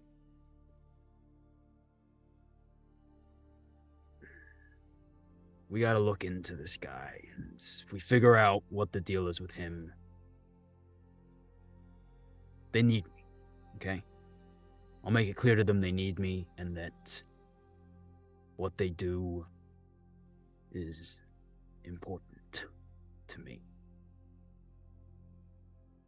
These fuckers, they think they really believe that they're gonna change something? I have no idea what they think they're doing. Okay, beating back the tide. Yeah, shouting at the sun. But I'll find him. You okay, right? You're not gonna fucking collapse on me, join another religion, get another animal? You don't have any other animals, do you? I would say it is none of your business how many animals I currently have. All right. I'll take that as you have more animals.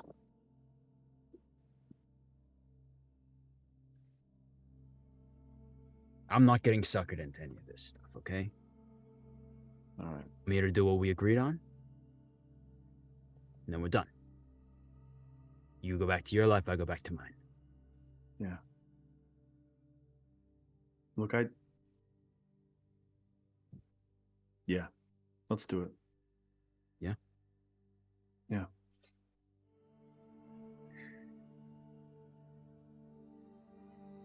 You look happy, though. You like having something to do. Yeah. It was nice to get back in the action. Had a pretty intense bout. Yeah, you fuck somebody up? I was about to. Kind of got taken away from me, but I would have. I believe it. I mean, I think I still have the I still have the most ears in the end, yeah. Pretty sure. Well, I can still write that number up. Anyways, half of those I helped you with. All right. Fine.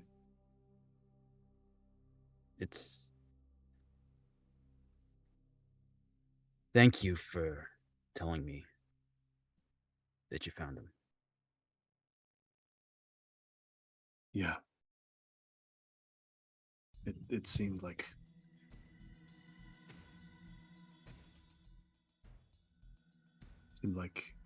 something we could do. Yeah. All right. I'll keep you posted. Sure.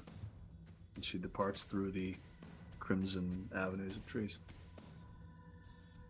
You are a good boy. I don't know why she doesn't want to pet you. You good boy. You good boy.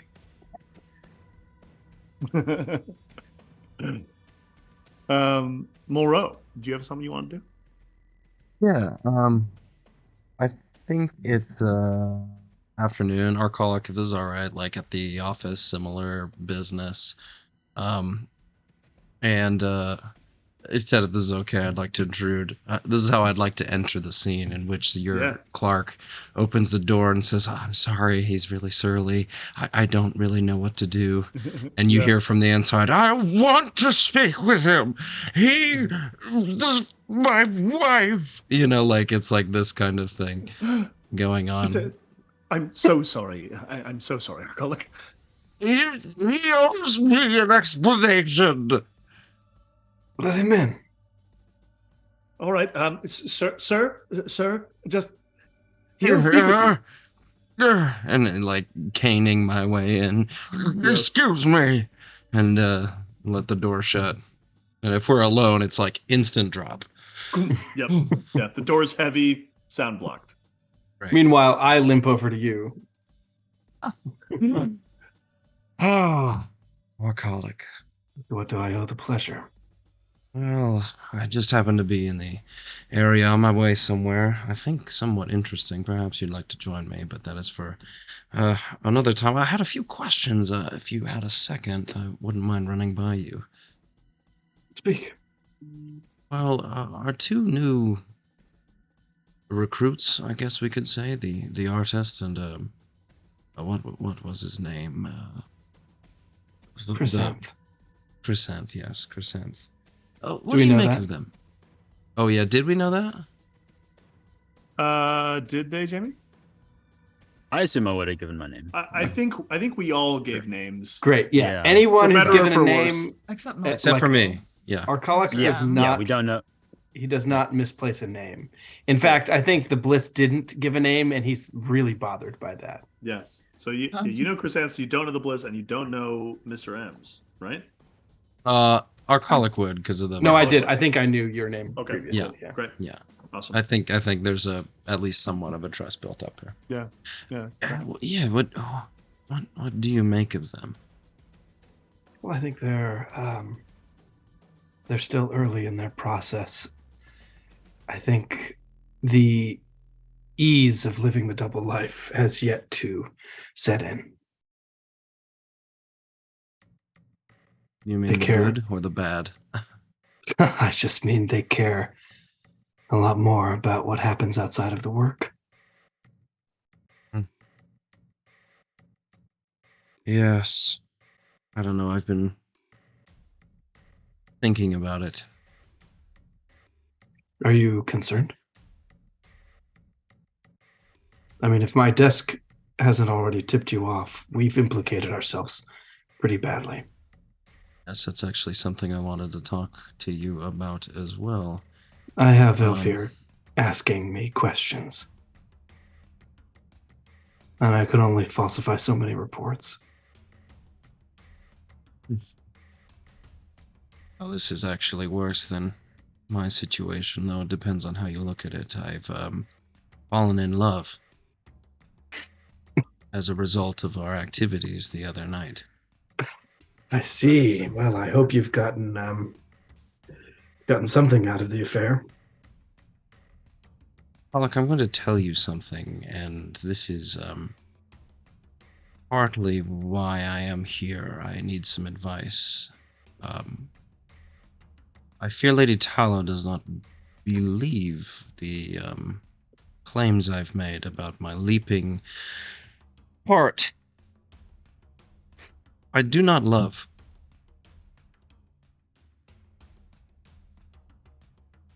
I can speak the words, I can sell the image perhaps, but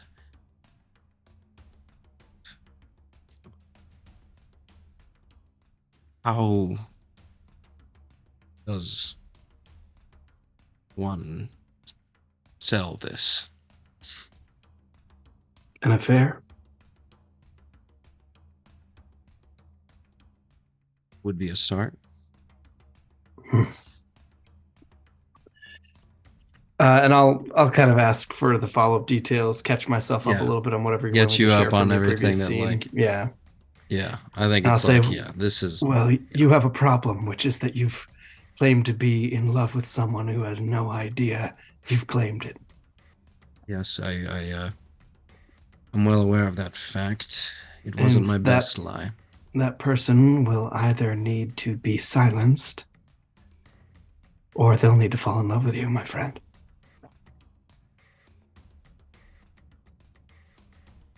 One of those makes me sick. I wonder which.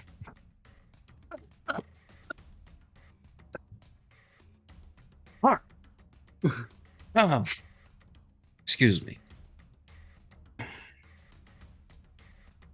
Well, you must have loved once. How do I do this? How will I make him love me? You seem like you put on voices and characters and feelings as easy as a mask. You're asking me. You're asking an executioner how to love. No, you're more than that. I am. But it shouldn't surprise you to hear that life, the life in which I cared and was cared for, feels more and more distant every day. Hand will grab your shoulder. Which is why we are doing this. I don't fear for myself. I know how I die.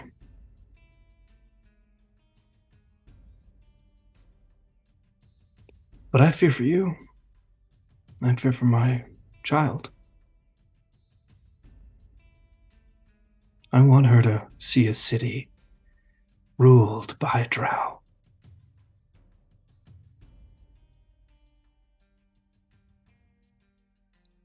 I've seen pieces of that future.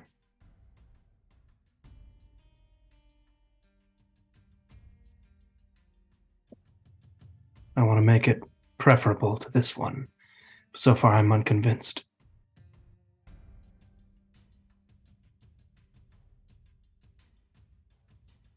But enough about me. I'm sorry.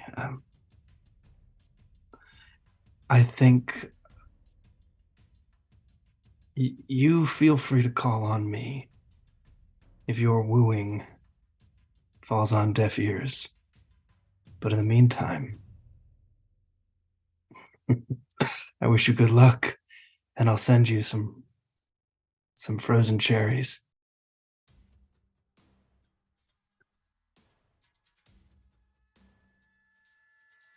Well, thank you. You know, this is like turns walking away. I think I'm putting my finger on it. What you just told me. I don't see that in the others. And I think that's what worries me. Give them time. They're not yet initiated.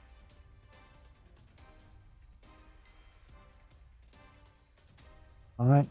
As you say. Thank you. plenty of time for us all to die. Let's let life move on first. Please.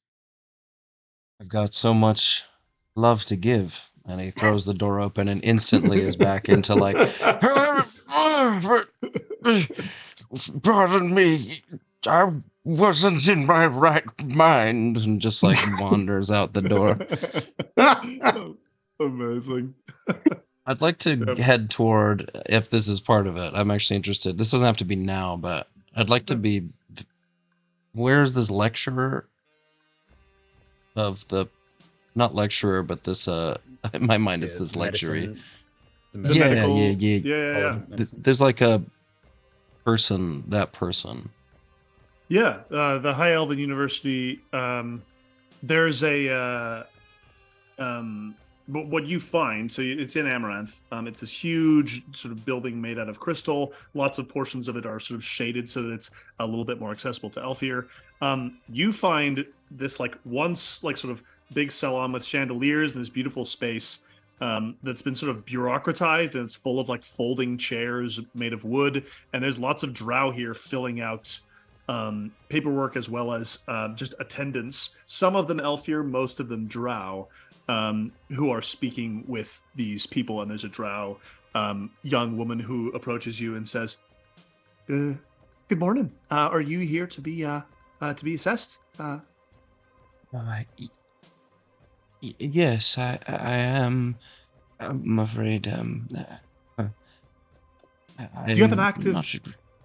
You have an active ailment that you're looking to be treated, or are you simply looking for preventative care, or what is it that you're looking for? It's an active ailment. Of course. My voice, my throat. Oh, I see. Is it following your family? No, that I know. I didn't know my mother or my father. Come with me, sir. Come with me, sir. And they sit you down and they get his form, and she gives you something to drink, and you're sort of brought to the front of the line, and she says, "Look, I can help you fill it out. I can sit with you, and we can talk through it."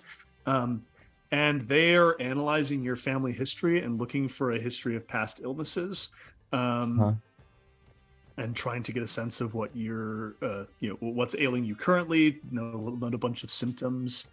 I'm doing the like fake. What is that job you do, Ted, all the time? Not all the time. A standardized patient. Yeah. Yeah.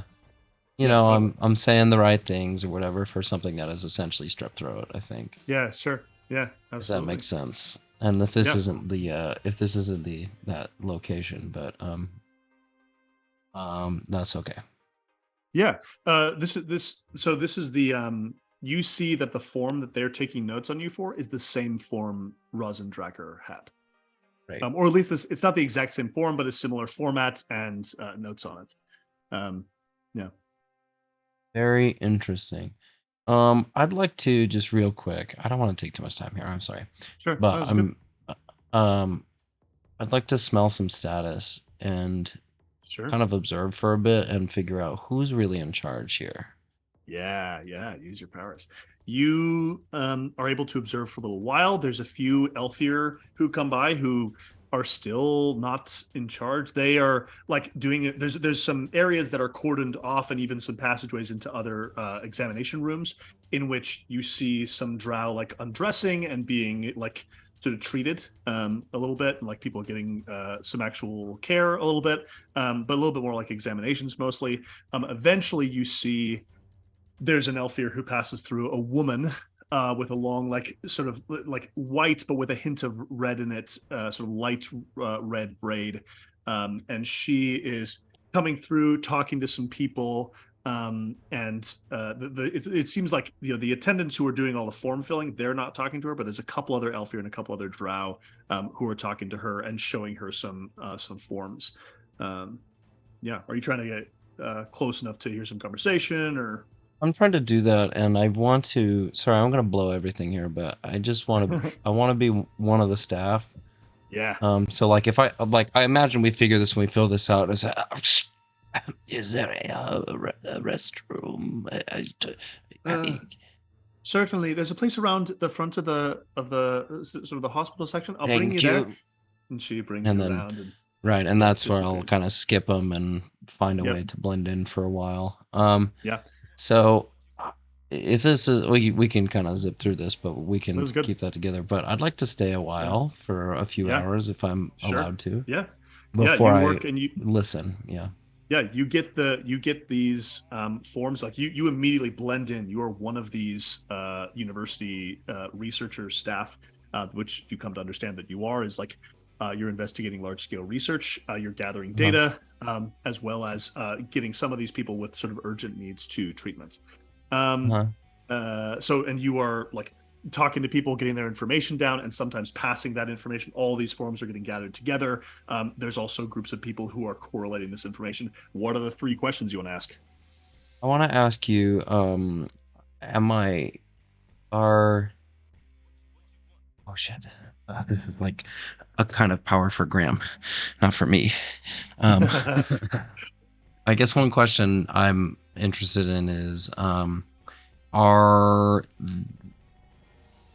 I seeing any bodies?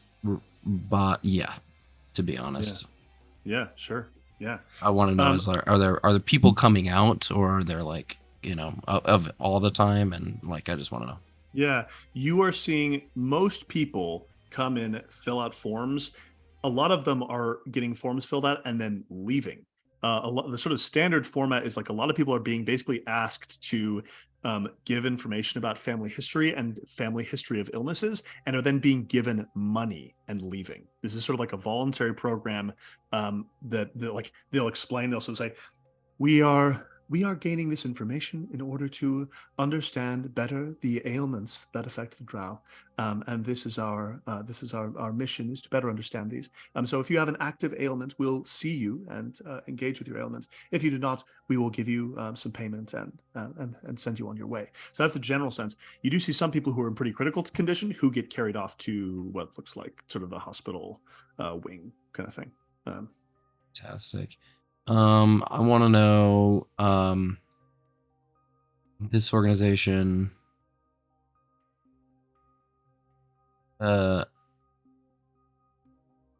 this form that I'm holding isn't exactly what we found on Rosendracker. Rosendracker, but it's close. So I want to know, is that form here? Can I find that version of the form somewhere? Yeah, totally. Maybe even in the files, if I like, oh, here, I'll take that and go file something.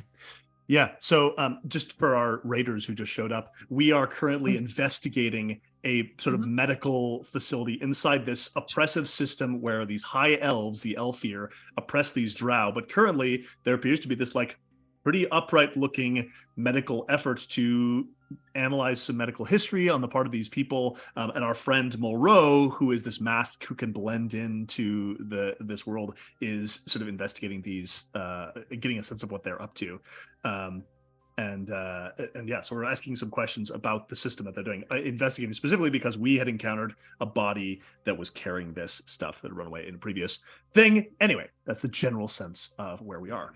The form you end up finding is further research volunteers. So certain people with certain traits are being asked if they would like to undergo further investigation and further examination, and discussion would be coming back a few times in a row for a few tests, and to learn a bit more about, specifically if they have an ailment, but also certain other traits are being searched for. Who's the Lord and or Lady? This is my third question. Yeah. Who's the Lord and or Lady that's sponsoring this? Yep. This is a researcher named Belladonna. Belladonna Grey Wisp. So Lady Grey Wisp is what you know of her from this conversation is that she is not primarily a medical doctor. She is a studier, like a researcher of historical texts specifically related to the drow. Okay. Fantastic. There's to me, oh, sorry. Yeah, go ahead. Yeah, I'm gonna say there's a moment where you get approached by Lady Belladonna. She's very tall, beautiful, sort of dressed very simply. Like her clothes are not super ostentatious. Her mask is not very complex. In fact, it's like made out of like sanitary materials. It seems like she's taking this rather seriously, and approaches you and says, "Thank you so much for being a part of this and helping us with our efforts." So the least I can do. And you, any of your family with ailments, have you made sure to everyone who volunteers with us, anyone who their relatives can get treated for free? You know this. Okay. Yes, I've already recommended to my family. I've asked them to spread it as well. Is there perhaps a it might be fun to have a little competition amongst the staff, don't you think? I'm sorry. No. It certainly would. Anything to incentivize it. I think she sort of takes your hand and says, "I think we are closer than ever to understanding the curse that has fallen upon your people and its origins." And I think that's where we'll end our session.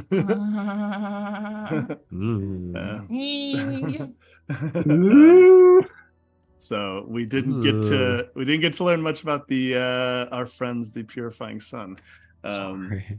No. That will come soon. Yeah, but we did did get to follow up with some interesting things. And for you, Nicole, there is what we sort of referenced a few times so far is the idea that there is this curse that affects the drow, which is the reason that they cannot abide the sun, and the reason that they're not as magical in nature as the Elfir. So there is no curse. State propaganda. Yeah, wonderful. So thank you all so much for being here with us tonight. We know it's a little bit shorter session than normal. There's a lot going on in everybody's lives, and it's all great, but we need to get people to bed here. So thank you all so much for being here. We're gonna do a raid. We're gonna send and go visit another channel. Graham, Carson, tell us about that a bit. Yay, QJesco, friend of the channel. Wonderful people. They have been on many of our streams. Currently playing some Red Dead Redemption. Always fun, entertaining, enlightening. Yeah, very enlightening. Cowboy enlightenment. All right. Thanks, everyone. Wonderful. Thank you all so much. Yes, please. Tomorrow we have our Marvel stream, so stop by and watch Future Reign. That's using the Cortex system. So we've got superheroes in a dystopian future where the villains won. Good job.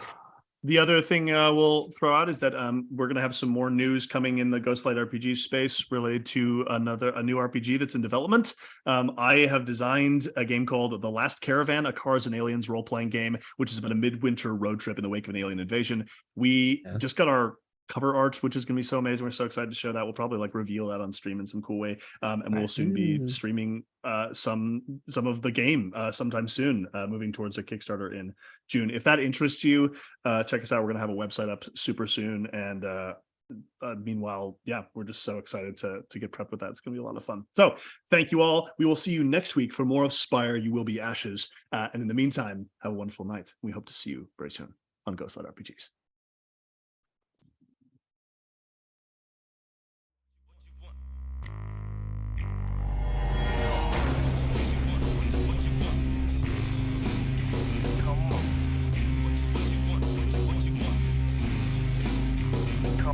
Come